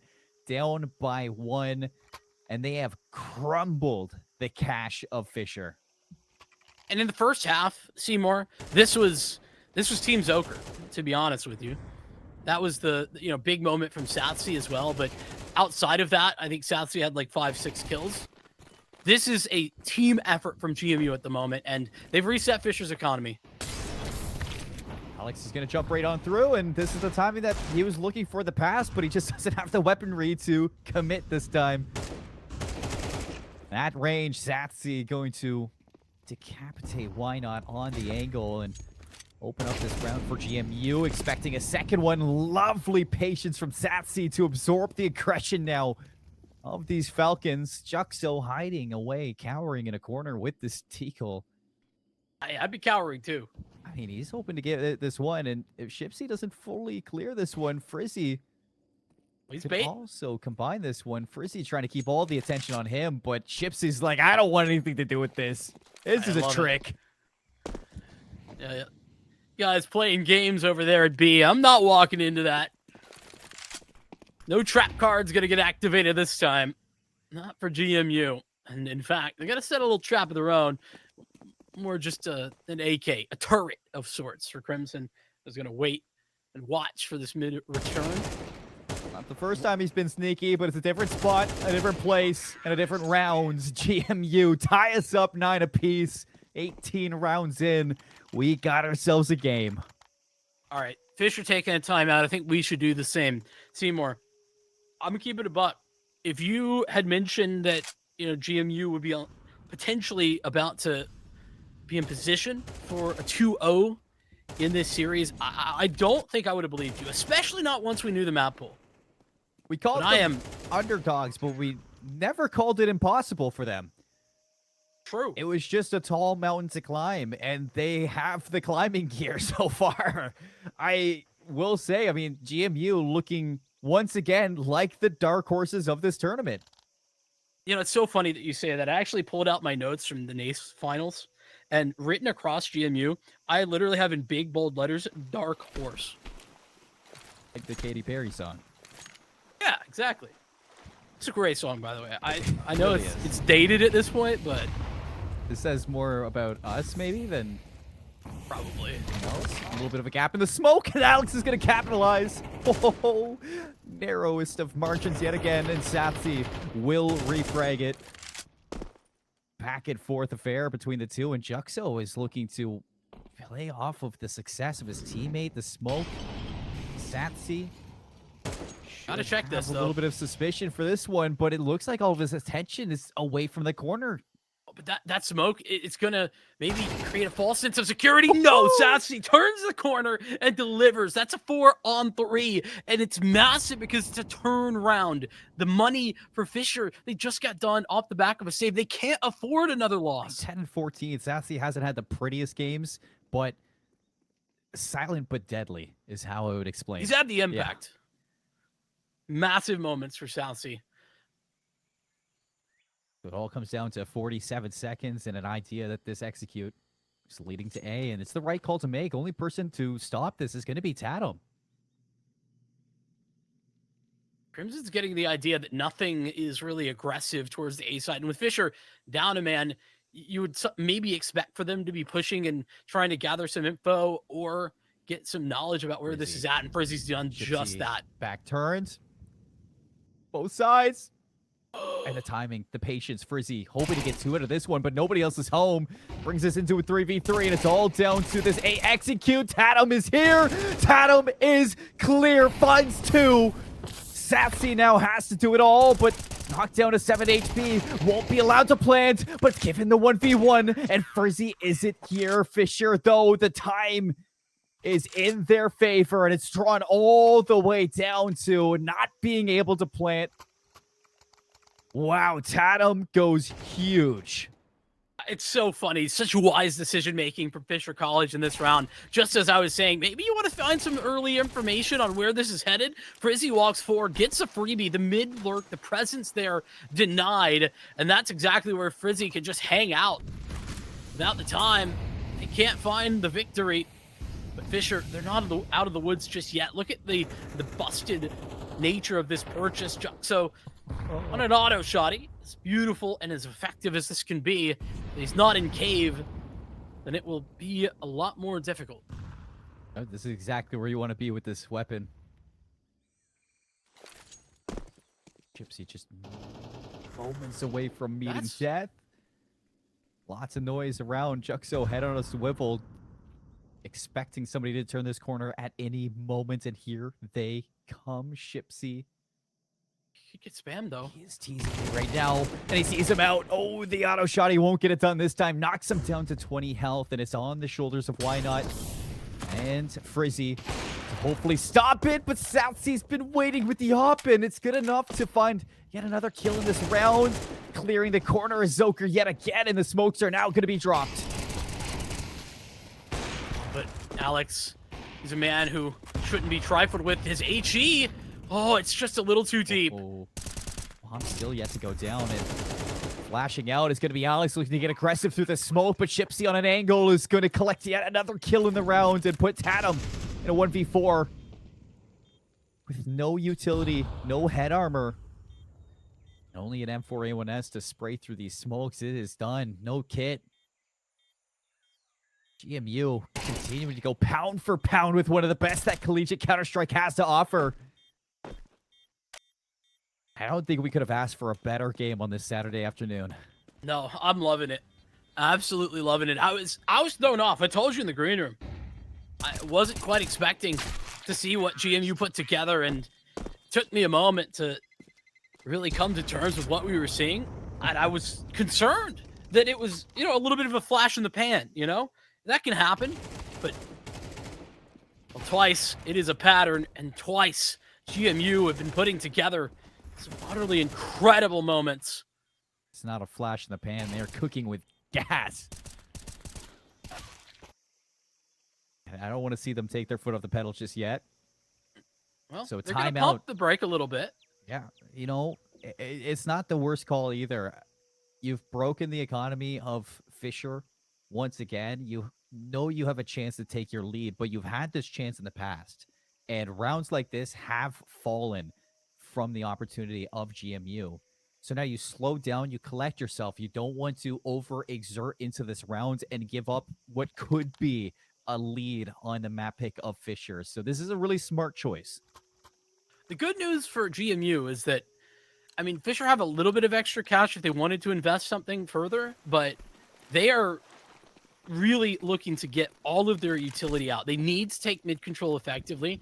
We saw in a previous round where Alex was sort of late smoking elbow. He was all the way in spawn, and there was throwing that late smoke towards elbow to try and maybe pretend like there was a little mid control when there wasn't. They need the utility to ensure that that doesn't happen. Smoke, the spray down. Tatum actually weaves his way in through that spray and will refrag. That's an AK recovered, but considerable amount of damage now to these players of Fisher, and will be a collection there onto Why Not from Zoker and walking onto A. GMU. Plant down. I think that Tatum would be okay to save this gun, No but way. they're going to have so much money into the next round, and with a shot through the smoke, this is suddenly winnable. Sassy does not know where they're coming from, but he will peek back down. And that's the rifle down. Goes back in, gets two. Sassy stepping up again with the op this time. Finds all three. GMU. Wow. 11 rounds. They take their lead back. And that's a moment where it wouldn't have been unreasonable for Sassy to go down, but he adjusts so quickly. It's kept them in business. So much money for the Patriots to work with, even despite that extra frag from Tatum. I want to see this last one. I think they should be buying pretty much the entirety of the rest of this game, regardless of how these rounds go. Out the gates. Fire with fire. Satsy's looking to get an aggressive angle with this AWP and hunting for this player on B. Nothing to be seen just yet. Flash out. Alex lines both members up through mid, and it's a lot of damage to take early on for GMU. I think GMU, they have very little when it comes to decision making. They're just going to have to hit B, and it's worked out. We've got both the entries. That's Soaker down. Bomb still hasn't reached the site. Still rotating in is Shipsy, and Alex is going to have some timing for this. Not sure if Shipsy's going to be expecting this, and he doesn't, but Alex not able to hit the shots right away. Frizzy covering his trails, and oh, Frizzy! There we go. The AWP that's been a little bit missing for the CT side of Fisher College. It's mostly been a dollar amount situation where they just haven't had the money to afford it very often. And he's not been in the right position to take advantage. He's there and delivers. Frizzy's up. It's 11 apiece. Let's mention GMU. Still strong enough on the purchase here. Without a plant, though, they might be in trouble come next round, but Sassy. Toe-to-toe with Frizzy when it comes down to these aggressive op angles. And on top of that, Sassy's just not missing. He's had a glow up half one to half two, that's for sure. Juxo is getting a little bit of false information here. Zoker's still looking for it and is calling that this might be a push. Now he knows. Spray down through the door. Why Not's gonna come to the rescue, and Juxo actually closes the gap, but he's trapped and still gets the kill. That is crazy. Sassy now cowering into cave. Needs a little magic from his teammates, and they have come to help. It's all. No way they expect Alex here. Don't. Alex is good for one, but knocked down to 11 HP. Snapping from side to side. Crimson is removed as well. Finally cleaned up. It's a 1v1. Sassy on low HP, but knows Frizzy is there. It's an op-the-op. Flash out to the side. The whiff. Dancing between each other. USP is out. 18 HP. This is the right gun to have. Frizzy's gonna swing out with the op for the fake flash. Frizzy letting him know who the top dog is. Pulling a simple. Tossing the op out and knew the HP was low. Oh, what a sigh of relief for Fisher College. They will stay alive and pick up the lead. Sassy, it's devastating because he's just delivered such a phenomenal kill to start this round and then misses a couple of shots when, you know what, they're difficult shots to hit. But man, could GMU have used them? Make no mistake, that round comes off of some heroics out of Why Not and Juxo playing through B main. Running down ramp, fighting against, the odds, really. They were trapped in that scenario, but even still, Juxo not afraid to take those fights from range.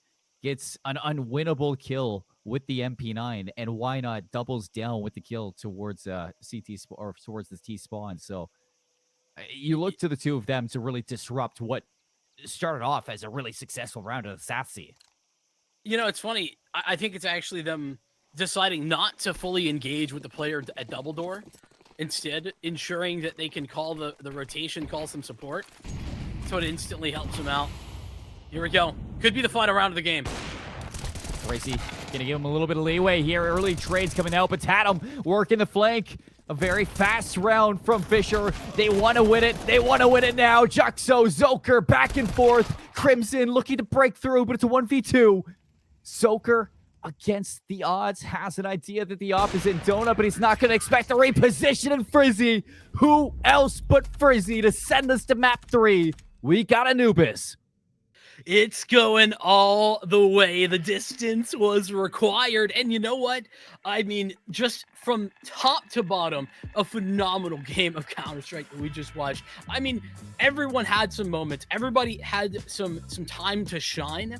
But the reality is that GMU really took it to Fisher on their map pick. And that has to be a little bit of a wake-up call for Fisher. If they weren't awake before, they are now, and they're going to have to be even more so towards Anubis. It looks like we got to rebuild the story between both of these teams because we have had, I'd say, the wrong idea of what the Patriots were bringing today, and these players just continue to impress me non-stop. Fisher, they just barely sneak away with some of those rounds. I mean, easily could have been 12-11 for GMU. Easily could have been their map point and a potential 2-0, but clutching up as you would expect these players to have that chance to make this happen. Tatum going big at times, Alex having his moments, Juxo, why not? That last play really saves the day for them. And Frizzy, throughout that second half, talk about a dominant performance with that AWP. And not only that, even with the rifle at times, Frizzy was still making plays. So Fisher, I mean, it's not an easy game, but they are slowly working their way into some of these moments and still making it flashy. You know what's crazy as well? You rarely talk about two oppers on the opposing side in the same half as being dominant or really high impact. And that was the case. Both Southsea and Frizzy were having some incredible moments at the same time. And that's what kind of made this entire second half so dynamic, so chaotic at times. But I also want to shout out Fisher. Their clutch win rate in the second half was really impressive.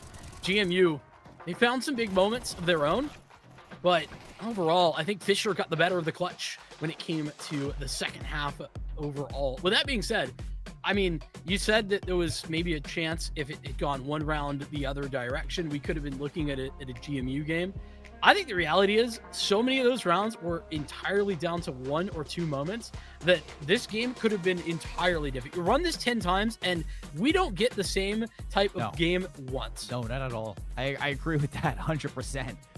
You roll a dice right now and it is literally either Fisher, George Mason taking the win. We look back at the series too and it's been so neck and neck. 13-9 on Mirage for GMU, 13-11 for Fisher on Ancient. Anubis is a little bit of uncharted territory for these teams, and I think that's going to be really exciting with the way that these two are playing at this point. It's up in the air as what we're going to get on this map number 3. But for map number 2, let's talk about some of these players in the lobby. We're going to be missing some of the stats on a 5th over on GMU, but even still, we can talk about it a little bit. Alex, 22-16. Tatum, 22-19. I think back to the round where Tatum alone at A repositions. Frizzy finds the lurking mid player and Tatum finds 2 on site. Really high impact plays from Tatum to kind of really isolated at times. Tatum can pop off. Yeah, I think that is part of it. I think the consistency from Alex over both of these maps actually has been phenomenal. But what a return to form for the rest of GMU. I mean, I can't undersell how much we were really seeing a GMU reliant on Zoker in that first half, right? I mean, he won them 2 of their 4 rounds pretty much on his own. And as we continued forward, it's like phenomenal to see everybody else stepping up. You know, not a single player had a bad second half for GMU. They're gonna have to do it again, Vincent. So we head into, like we said, uncharted territory, map 3. Anubis on the line now for a chance at winners final, for a chance to play either Northwood or Oklahoma Christian. We got one more break before we get to this map. We'll see you soon for some more Rally Cry Collegiate Series. I wait tables, but last week I built a field hospital. I stopped 1,000 attackers. And a natural disaster. Well, I go to school full-time. While I work full-time. The greater the challenge, the stronger we become. Our generation isn't turning away from the world's problems. Watch us fly ahead, rise to every challenge, and overcome anything. Watch us become the next greatest generation.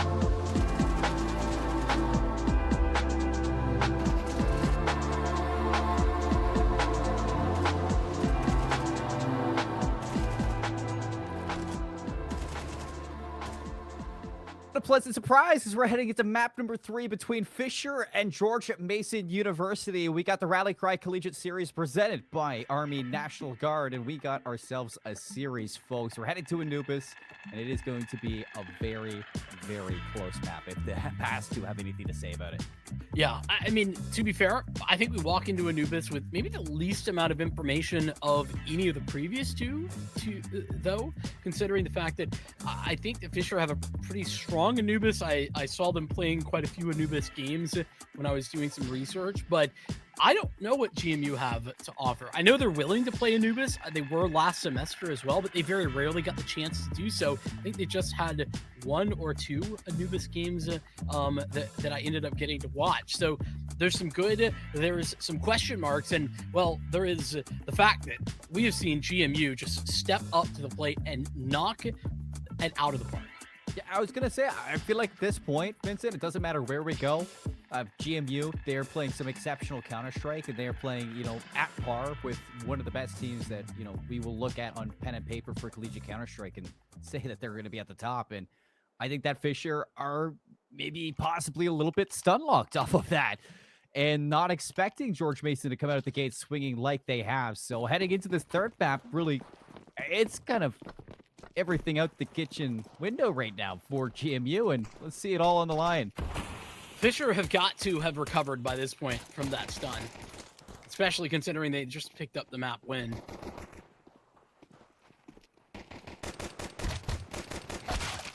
Crimson is actually going to be a little bit slow to the gates here for GMU, missing a couple shots with the Glock. Alex has a chance to just to this aggression, and he's going to get 3 off of that pistol round. It's down to a 1v2. Satsy should be able to manage this, and he has an idea of the flank from water. Punching in the digits quickly. Why not slowly making his way in, and lovely patience coming out from Tony. It's going to be another pistol round for Fisher. Now 2 and 3 out of the pistol rounds. And Alex delivering. The consistency of Alex over this entire series has been a huge bright spot amongst many for Fisher, but specifically, he's been so consistent. And that swift triple kill to shut them down puts GMU on the back foot. But you know what?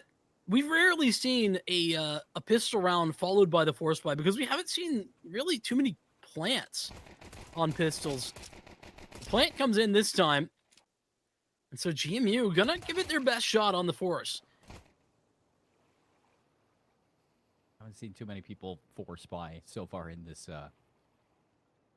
series. Actually, I think this is the first force buy that we've seen opening one of these maps. I mean, I guess it depends on your definition. There's been plenty of forces, just not into this caliber. Yeah, not into the second round, not like this. But GMU, I'm very surprised to see them take a timeout into that. I mean, to me, Seymour, that essentially sends a letter over to Fisher spelling out that they're forced buying. It does. Or it could be, something technical that they have no control over. We really don't know. Speculation. But well, I would presume they do a tech pause then, not a tag pause. That is true. That is true. Catching their breath after a close map number 2, and they had the break to do that. So now Fisher are going to look to adjust to a possible force buy, and they are doing exactly that. Very passive on A. The fire is going to force Why Not into the open, and immediately GMU, they're pivoting. They're pivoting right into a relatively empty B site, but Alex, he stood tall before. He can do it again. At the audible, will it be able to break through? Alex finds 2, and that's enough for Juxo to reach the site, but unfortunately for Juxo, Satsy was ready for it. It's a 3v3 with the bomb down. There's no utility left. GMU, they're fresh out. Flash and HE, that's it. But they have recovered the AK, or rather, bringing in the AK and recovering the M4. So there's a lot more left to work with. Crimson's going to be close with this Mac 10. Taking the fight, only minimal damage. The UMP of Tatum pushing an advantage here for Fisher College. And everybody backed up over towards water. Sapsy looking to fight for his life. Why not close by? The M4 sprays them down. And Fisher College, they'll find the easy defuse at the end there. Minimal damage, I'd say, for them bringing into the 2 rifles. But GMU do their best with what they had. It's great to see Fisher getting in the face of GMU as well, knowing that, if they get the chance to try and spam from that position, there's a good likelihood that they'll find the diffuser instead, just right up in there. And with the bomb plant, GMU, this is why it can be a little scary to go for this force buy. They get a plant, and so realistically, it makes a lot of sense for them to force again, and they've done it.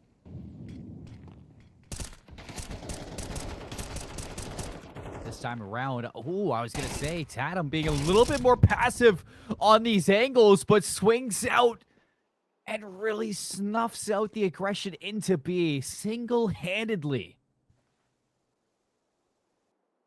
GMU went from a good spot to a really bad one in the blink of an eye. Anticipating Zoker finds 2, does Tatum. After taking the position outside, Sassy. All right. But again, Sassy's had some incredibly flashy moments. now they're going to have to walk into the belly of the beast. Flank from Tatum being worked on, but this crossfire is going to be quite deadly. Frizzy smoked up, and he's going to walk on through. Sassy turns around, swings it, and now Why Not's gone. 1v3, Tatum working this flank, but the bomb's going to go down. A collective 25 health across 3 members. There's an HE. And There's a Buddy's getting molly. aggressive. Buddy's going to play this close angle. Tatum, I'm not sure if he's going to expect this at all. Slowly peeking around. Checks off the first box. Now only 2 more to get done. And an AK picked up off the ground. So winnable. Molly in the back. Zapsy's got to be careful. Shipsy looking to readjust as well. The reposition over to the side. Looking to swing it together and swing it good. Tatum has the kit. Plenty of time to make it happen. You just need to hold on if you're Sapsy and Wade. Smokes down Sapsy. 1v1 down to the wire. Gives him a round. Man, that was so approachable for Tatum. He didn't know how low they were, but he had to have gotten some information. There was a double dink there in mid, the swing through from Frizzy. It was all going wrong. How have GMU done this? The first force doesn't go their way, but the second does. And the recovery from Sassy specifically coming out with a blinding shot out mid, ripping the head off the defender. Snappy shots on the Frizzy and Why Not. GMU, still no time to catch their breath. Nice flash show from Alex. Tatum going to reclaim that space. They're going to go one farther. They're going to push for this, try to recover the rifle, and see if they can suffocate GMU in their own spawn. And the rifle will be gathered. They even have a flash. Another flash show. Frizzy's going to catch him. Shipsy goes down now. I mean, at this Zoker. point, I don't know that you should take this fight if you're Zoker. He will anyways.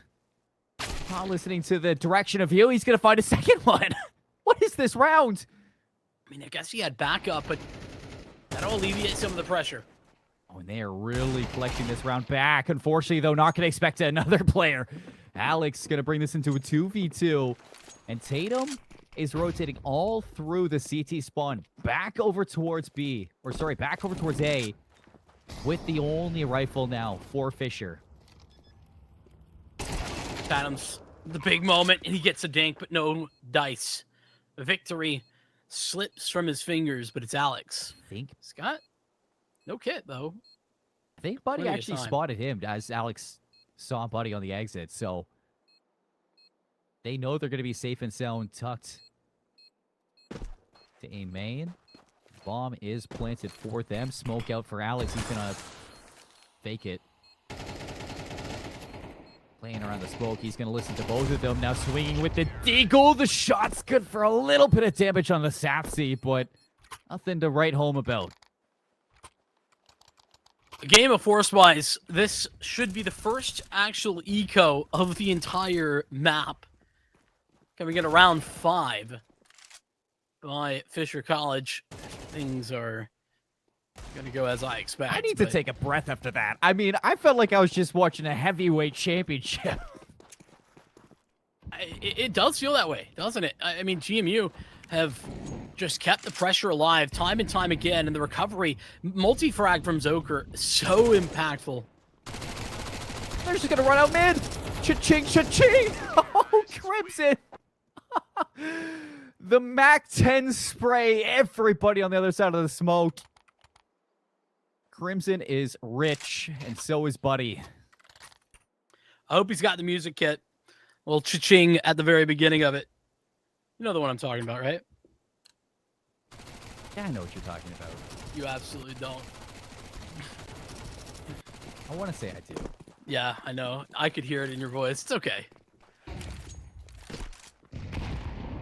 Sassy, no smoke to open up with that HE, but maybe expecting an aggressive angle. Slowly working out to the up. Spots the shoulder of Juxo. That's good enough for a kill. Alex, you want to go back in on this one. Has to be patient. Alex still going to be shot in the back. Only player left is going to be Frizzy, and he's made himself known. So tucked in a corner, nowhere to go. Butt down. I mean, he's done a valiant job to get another frag, but this is a save call. I mean, at least it should be for Fisher. It's 2-on-3, but there's just so much utility left for the GMU. Go for this? No way. I guess 2-on-3 does make sense, you know, numbers-wise. They're here. They've made more out of less, and Tatum's going to open up this retake. Unfortunately, it's going to just be Tatum now, 1v1. Molotov is out, but no kit. Tatum doesn't have the time to go fishing for this one. Buddy knows that. Tatum soon enough. Going to hightail it and run. Buddy's going to hear it, and he's going to do the same. A lot more expensive, though, than it would have been otherwise. So GMU, they don't get out unscathed, but they do pick up the 4th round victory. Tatum gets an AWP. Okay, that does change things a whole lot. Now, I was thinking potentially a save off the back of that, but with Tatum having an op, I think that they may in fact go for the buy. It's one of those we take those moments. Absolutely. Speaking of things we take Frizzy finding a double out the back of that. He was locked in the back of the site, literally had nowhere to go. 3 players staring him down, and he still gets out with an extra frag. To expect from a player like this, Sassy reading him like a book. Go again? Like Sassy wrote the book. Alex's turn now. Molotov's going to push him out into the open, and lovely clears coming out from GMU, making sure that nothing goes unturned. It's having that extra additional player there to hang out, to get into position, and Tatum is thinking, I just handed this off. How do I have it back? And soon enough, it's going to be on the floor waiting for the next rounds. And GMU going to elect to leave it there. Frizzy enough to buy back on the AWP, though, so Satsy's still going to have to keep that in the back of his mind. Can we talk about for a moment, though, Seymour, how impactful Sassy has been? Opening frags, I feel like the majority of the gun rounds, once they actually got a weapon in his hands, like, he's just been utterly incredible. And even when he had the AK, think back to that shot out mid. Like, Zoker's been good, consistent, and, you know, getting the job done. But Satsy, Shipsy, Buddy, and Crimson, the flashiest individual plays ever at times. And, you know, sometimes it doesn't work, but so far, more often than not, it has been working. And Zoker's done it this time. We'll provide the opening pick, and there's space to work with. Frizzy's the only one left here. Oh, he's got help. Tatum! He's come back. Waiting in the wing, hiding in the shadows. It's Tatum again. GMU have understandably just taken a bit of a chill pill. They don't want to overinvest. They don't want to overstay their welcome. They already bit off a bit more than they could chew with that swing. What is that from Alex? It's not the first time he's done that, but it's always going to surprise me. Sassy's just hoping he's going to re-swing, but there's no reason for Alex to do that. Well, Under 3. Fisher are starved of info for the moment. They don't know where this is going, and that's the only reason Alex comes back to swing again. Tatum going to be feeling a little bit of pressure, knowing that early on it was leaning over towards A, and he's got the right call. Going to spot the utility, confirms onto Shipsy. Zoker's made his way through. You can trust Zoker to still find kills. The bomb has reached the site, and now they're looking for the round win. 2v2. Frizzy working through mid with the op and the HE. A little bit of damage done, but nothing to dissuade him from going for a hit. Zoker watching the flank. Juxo was there. It's the right read to make. The shots just don't land. Fisher will find their third of the half. Bit of a chess game, though, in that last round, to be fair. Fisher did a great job of recognizing what GMU were looking to do. And despite the fact that GMU made it work for themselves, I mean, thinking, you know, Alex getting away with this kill, does it early, finds another one late in the round. Sassy is only then able to punish, but really making life difficult for GMU. And oh, GMU, they're going to keep it together. 5 players towards B. Pull up again. Juxo's going to be here. The angle flash gets him across, and now they know. Full steam ahead. All gas, no brakes. GMU on side. Juxo still gonna hit a shot. Goes for the no-scope. Juxo and Tatum from downtown helping out his team and giving them the support that they needed in the moment. Buddy, 1v5. It's just not on the table. You look to Juxo to make the plays, and my God, he does it. That's the most dominant round I've seen since the pistol from anybody, either side. But Juxo, I mean, where's blood going? Where's Zoker headed with the bomb? I just need to know. I don't even think Zoker knew. Thought he could get away with it. Juxo says, not today, pal. He's lost his life one too many times in that angle. So that's the only deagle this time, but you know what that means? Still one shot to the head. Look at this. Tatum has changed up again. And in turn, he's been brought down to 35 health off of HE's alone. That could be chunky, though. Oh, it is. Crimson on 62. Chipsy down to 78. And Sassy, most of all, 49. This double op setup has been incredibly effective, and you know, it does feel a bit like Anubis has become... Vincent, it's a triple op setup. Oh, yeah, that's my bad. I miscounted. You know me and math have a complicated relationship. Juxo's got to hit those shots. He can hit no scopes, but he can't hit those. Hey, listen, sometimes we struggle to hit the easy ones. When it matters most, I mean, it seems like Juxo can keep it under control, and Ash is just going to continue to drain this clock down to 39 seconds. This has got to be frustrating for GMU because they've poked and prodded everywhere, and everywhere they found an op. Buddy, oh, he's going to be forced out here, and that's good for the first. Opens up the site for the rest to just trample on in. With the early damage to Juxo, they have to give it up. Now retaking with 3 AWPs. Now, this is where the bad news starts to come in, and rolling through with Crimson onto Frizzy. I'd save him. I'd save him right now, but Fisher, they're sticking around, hoping that somebody's going to give them the chance. It doesn't look like GMU, San Zoker are the interested. Timing. That's it. That's the round. GMU find their 6th. Crimson looking for a little bit extra at the end. And Statty's just going to give up his life. They could get the third op back. Giving up a lot here to Fisher. GMU, I mean, I don't blame them for wanting to put Fisher down in the dirt here and now, but certainly they've given up quite a bit at the same time. Listen, I hear you, but you know that the opponent has 3 ops potentially that they could be saving. You gotta run those things down. There's just no choice in the matter. Honestly, I feel like Zoker should have had at least one there. The shot's just a little bit astray. Yeah. One of the first times I feel like we've seen Zoker a little bit off, actually. In a small moment, to be fair. So it's not the triple, but the double. Not to be confused with the triple-double. No. We don't get those here. Well, kind of, but it's not the same. Buddy, opening things up yet again. Alex in trouble. Buddy running it down. Tatum coming to the rescue to see if you can maybe throw a Hail Mary into the mix, and you have. Why not now?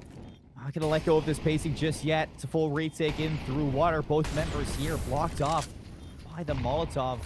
So many nades. And now the smoke. Walking out into the open. Chipsy on an angle. Gets the better of Frizzy. Crimson on his wing. Delivers an advantage at the half for GMU. It's crazy, too, because there's just so much fire, flame, nade, smoke in that one choke point. And if you're the one wielding an op, I think that's where they lost, unfortunate as it was. Tatum forced out in that position as well. Does his level best to actually find a second frag. I will say, shut down.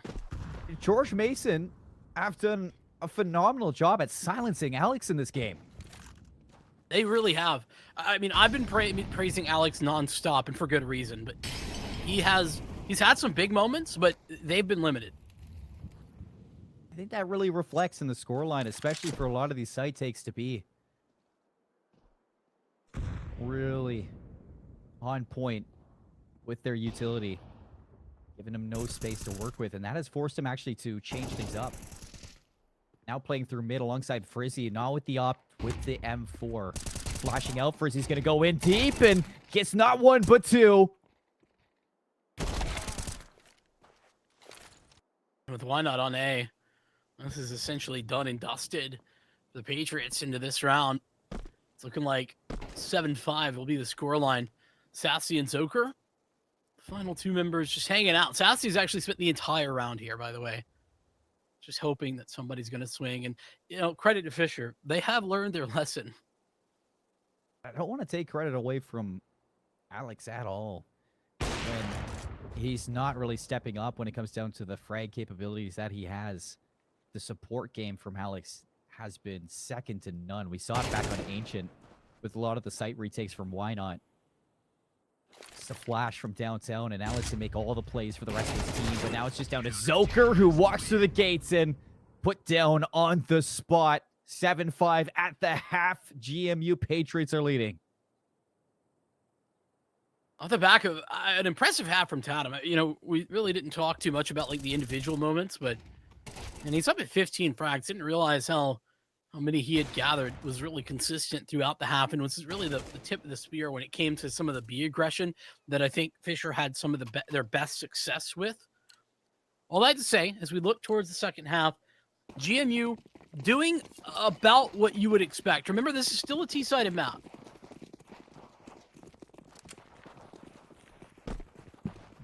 So Fisher now can look to bounce back at the pistol. Alex is going to open up the round, but the USPs are hitting, and Buddy looking to do what he did back on Mirage here on Anubis. Alex says not yet. A 2v2, Shipsy with the Deagle, Sassy with the USP. This would be such an amazing kill to get. That's the bomb down. And Frizzy against the odds. He knows his options are limited, and the flank is coming through. Shipsy's got to be careful. And both just reeling at the opportunity to flash out, but Shipsy looks away in the 1v1 again. That engagement was built for the dualies. Literally purpose built for that moment. Getting up close and personal and running him down. Alex nearly pulled it off again. He picked up the triple for the second pistol round in a row, but this time it just wasn't enough. Great recovery from Buddy, and the double setup at E-Box really saving the day for GMU. And another major moment from Shipsy. Relatively quiet, actually, in this game has Shipsy been compared to some of the other ones, but it's kind of the same story, isn't it? When it is the big moment, when it's required, he's there. Buddy.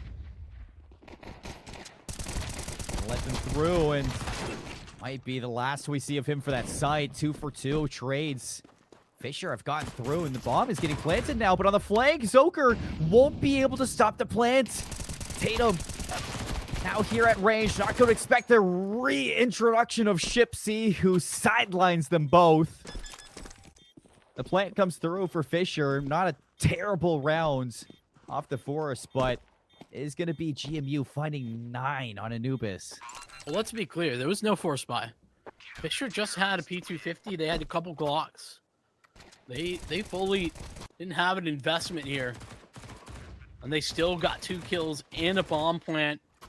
I'd call that much better than expected. On the back of, I think, just a single flash as well. Effective enough. Head into this one, though, with GMU. A little bit of a little bit of a bonus. And not really much money behind it. So this is really what they have to offer.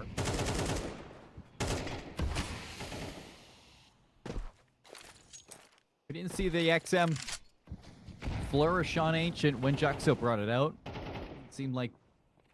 Actually, it may seem like Buddy's going to have a chance here.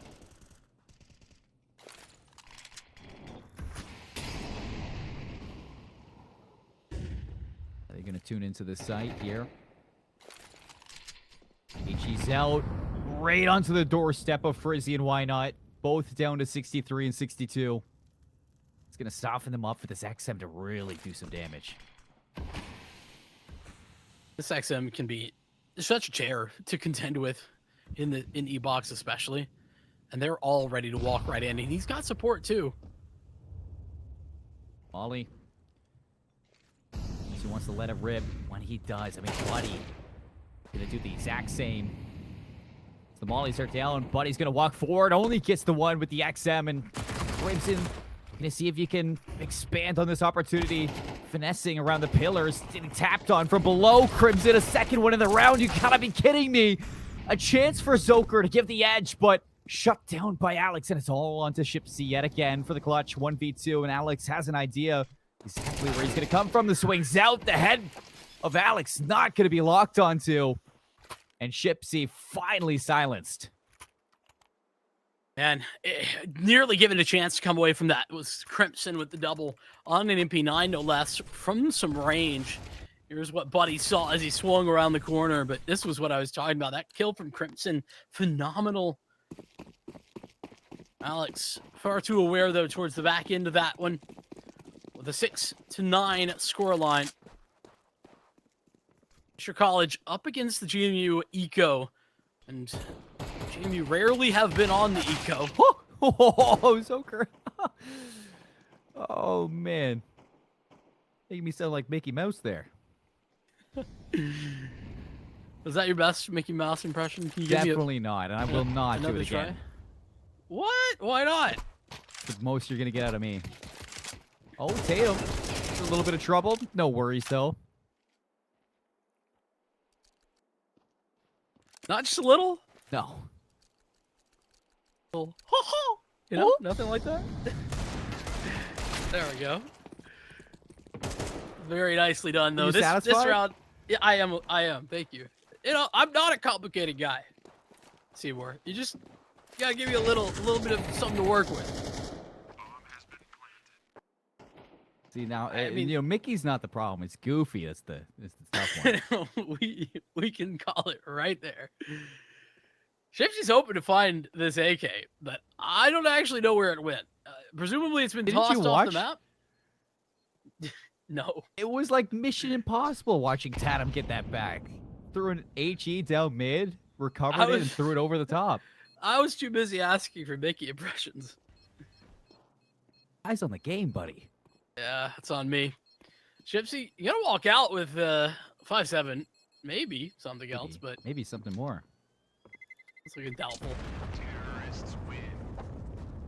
GMU have held the lead for the majority of this game, but they're still right there. Our Fisher. Falcons not off by a long shot, and it's a pretty short flight over to GMU. Just 2 rounds, the differential. The timeout comes through, and I love GMU's timeout usage. This entire series, it's been really good. They haven't been afraid of just letting the game breathe. On top of that, you talk about maybe the back end and how the coaching staff of GMU seem to be really in touch with these players, knowing exactly, you know, how they work, exactly what they're capable of, and they know what to do and when to do it. And timeouts like this really give these coaches a chance to either calm down their players or, you know, inject something important into what could take down a team like Fisher. Shout out to Driver. That's the coach, manager, anything and everything they need, I guess, over at GMU. It's been pretty awesome to talk to when I got to talk to him at the end of last year at Naceland. So, Crimson's got to get the heck out of there. The timing. They call with a molly. Why not a Tatum? Open it up. Everything going absolutely Millhouse in this round, and I think Fisher may have just found their break here. This round is going to be extremely telling of the rest of this game. I think that GMU needs to just get the heck out of here. I don't actually think they should be going for this retake, especially not as that smoke comes up. And yeah, Zoker's peaced out, not interested. See ya. We'll just take a couple of pop shots through the smoke and hope something happens. So saving the op, Southsea having that AWP. Wait, maybe crazy. not. Oh, maybe they hear it. Not this time. Be gone. Not this time, Mr. Bond. Everybody else should be getting out okay. I'll say I'd like to see a little bit out of Satsy, quite like what we got out of Juxo. Some of those high risk, high reward plays with this AWP, because with how quick the T's can get onto site and get this bomb down and really shut out the CTs, you need to see Satsy inject himself into this half. And listen, I agree. He's been doing that for the most part all game long, especially the back half of Ancient and the first half of this one. He's only had the op for one round. Here's the second chance for him to do so. It's no shade here. I haven't seen anything wrong. You just need to see him keep doing it. Oh, yeah. Shipsy forced out, flashed, and lovely help there for Why Not. This is another round over. This is another save. I mean, they're gonna posture so that if somebody goes and gets too aggressive, maybe they could come back in. But notice where no kids. It's done. The op is at. Like, yeah, it's so done. No kits, no head armor. That's okay. No real guns outside of the. They got 2 MP9s, I guess is a better way of saying it. I mean, maybe these MP9s can get some exits, like you were saying, but it's if the stars align at this point. And I think actually GMU have quite a spread here. They have a chance to maybe lock down a few kills. Satsy gonna be the first of which gets the better of Tatum. Now it's Zoker's turn. And I mean, Fisher's gotta be careful now. Oh, that would have been it. Did he go down? Zoker got another one before going, but okay, so they got the AK and the op. Those are the 2 biggest, most important weapons to hold on to. The problem is that GMU, it's great to pick up those frags, but it actually doesn't matter for Fisher's economy. They started this, I think 2 players had like 11K at the beginning of this round. So at 9-9, GMU, it's all about them and how they can adjust, because Fisher, they're flying. yeah.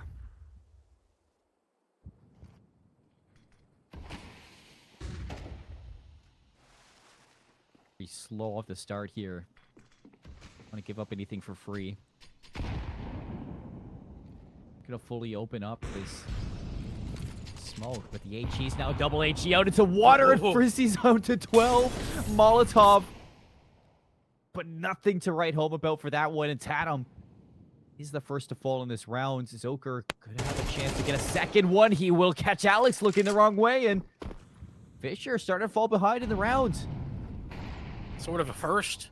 The second half has been all them all the way. GMU just picked up the one. And, okay, there's still 2 mollies. They've got to stop playing in sight. Yeah, well, I mean, they have the right read, but now you've lost Shipsy, and Fisher have found their way through. Op is here, looking to help, but Zoker all on his own, looking to get it done with 3. Everybody looking away from Zoker, and he's going to flourish. Zoker's decision-making on the site is so perfect. He knows that the expectation for Fisher is usually going to be one player like close on site or on pillar. One of those positions, unless it's like a very forward position where they're playing a crossfire. And Zoker, realizing they've already taken out the one player they expected, just tucks in. No need to overextend. Why would they be mollying back site when they don't expect anybody to be there? Round if they can win this out. Potential win for the series.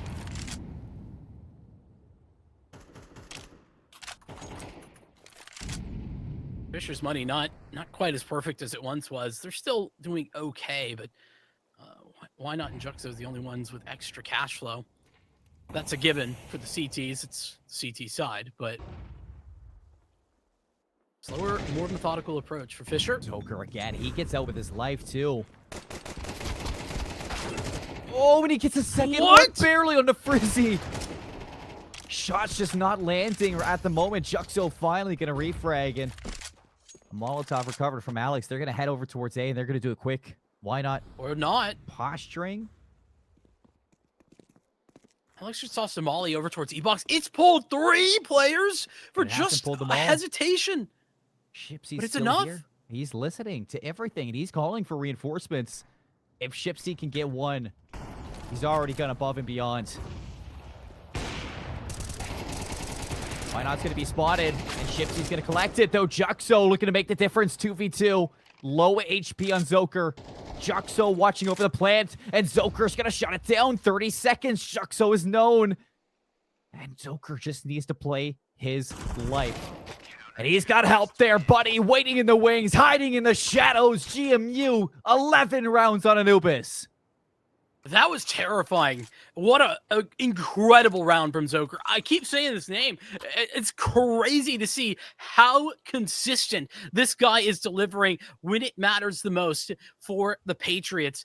He stepped up. He gets out not only with the first kill, sticks around for the second, wins the second duel, and then stays alive only to deny the bomb plant with 20 seconds remaining. How does he get away with it? Fisher taking a timeout. Seymour, it's time for them to talk it over. Well, for our 5th series on stream for this Rally Cry Collegiate series, our first series to go all 3 maps, you couldn't ask for a closer game unless this goes to overtime. Fisher, this timeout is not I think really... they've taken 2. There's not really too much you can do with it either. I mean, you're definitely talking about what you can possibly buy up into this round. Stop GMU from getting onto match point. And I think the call is to fast hit a site. You can already see Tech 9's out, 2 rifles, and all the utility you can garner. They're going all in. They've pushed all the chips into the center of the felt. It's time to go. Fisher College, and with Tatum leading the charge, he's had such an electrifying game and series, really, but this game especially, it's been the Tatum show when it comes to Fisher starting to get into good positions or finding fast and aggressive maneuvers. GMU are not taking these early duels at all. Look at the way they're set up. They're expecting the aggression through mid. Fisher, they're about to just go for this pop at B, I think. And there's 3 people ready and waiting with an AWP as well. Sassy, this is his time to shine. Massive moment where he could set up so for the victory. Spot on Tatum gives it away. Minimal damage off the Molotov, but all sides here. Buddy's getting aggressive on a one-way. Only good for the one. Crimson now under pressure. Rest is into sight, and Juxo's going to open it up. Adams pressure at mid. It pulled Sassy away. He was committed. He was on the site Tatum? proper. No. What? This is bad news. It's gone from very strong for Fisher to a little bit more winnable for Sassy's GMU. gonna look for an opening here with the op. Alex on the off angle. Bracing for the crossfire, but the op's gonna open up the zone. Now Sassy for a second one. Shipsy removes Tatum, and GMU, they take match point. Sassy may not have been alive, may not have been ready on the site for the actual take, but the retake is his domain. He has delivered. As I said, it was his opportunity, his chance to do so for the CT side. Man, Tatum pulled so much away from that B site, by the way. And Juxo, gotta give credit where it's due for the double entry towards the site. I can't believe that wasn't enough. And a big mess up there, just losing Juxo to an HE. Imagine we're in a tech pause now. Just looking past the series. 13-9 on Mirage for George Mason University to start off very strong versus Fisher College. Almost stunning us on the desk with the performance that they put on. Then they head to Ancient, and we had our doubts, Vincent. I mean, we said, is Ancient out of the realm of possibilities? Well, it wasn't. It wasn't at all. And honestly, there was some major chances for GMU to walk away with the 2-0. But now you take us to Anubis. They walk into some uncharted territory, some place that we've never seen GMU play to before. And this brand new team who almost debuting on stream and showing some brand new ceilings, some brand new play styles and confidence beneath them. What a breath of fresh air it is. It's clear to me that Fisher came into this, into Mirage specifically, with a lot of confidence, and it's been rocked. They've got 3 rounds in a row. That's the requirement just for Fisher to stay alive. Look at the buy.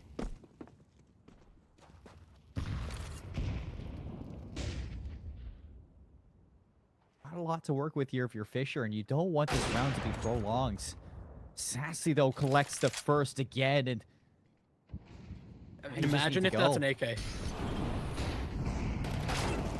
Hop is here. Sassy, though, gonna get removed. Tatum looking to do it all yet again. On the side, it's Juxo.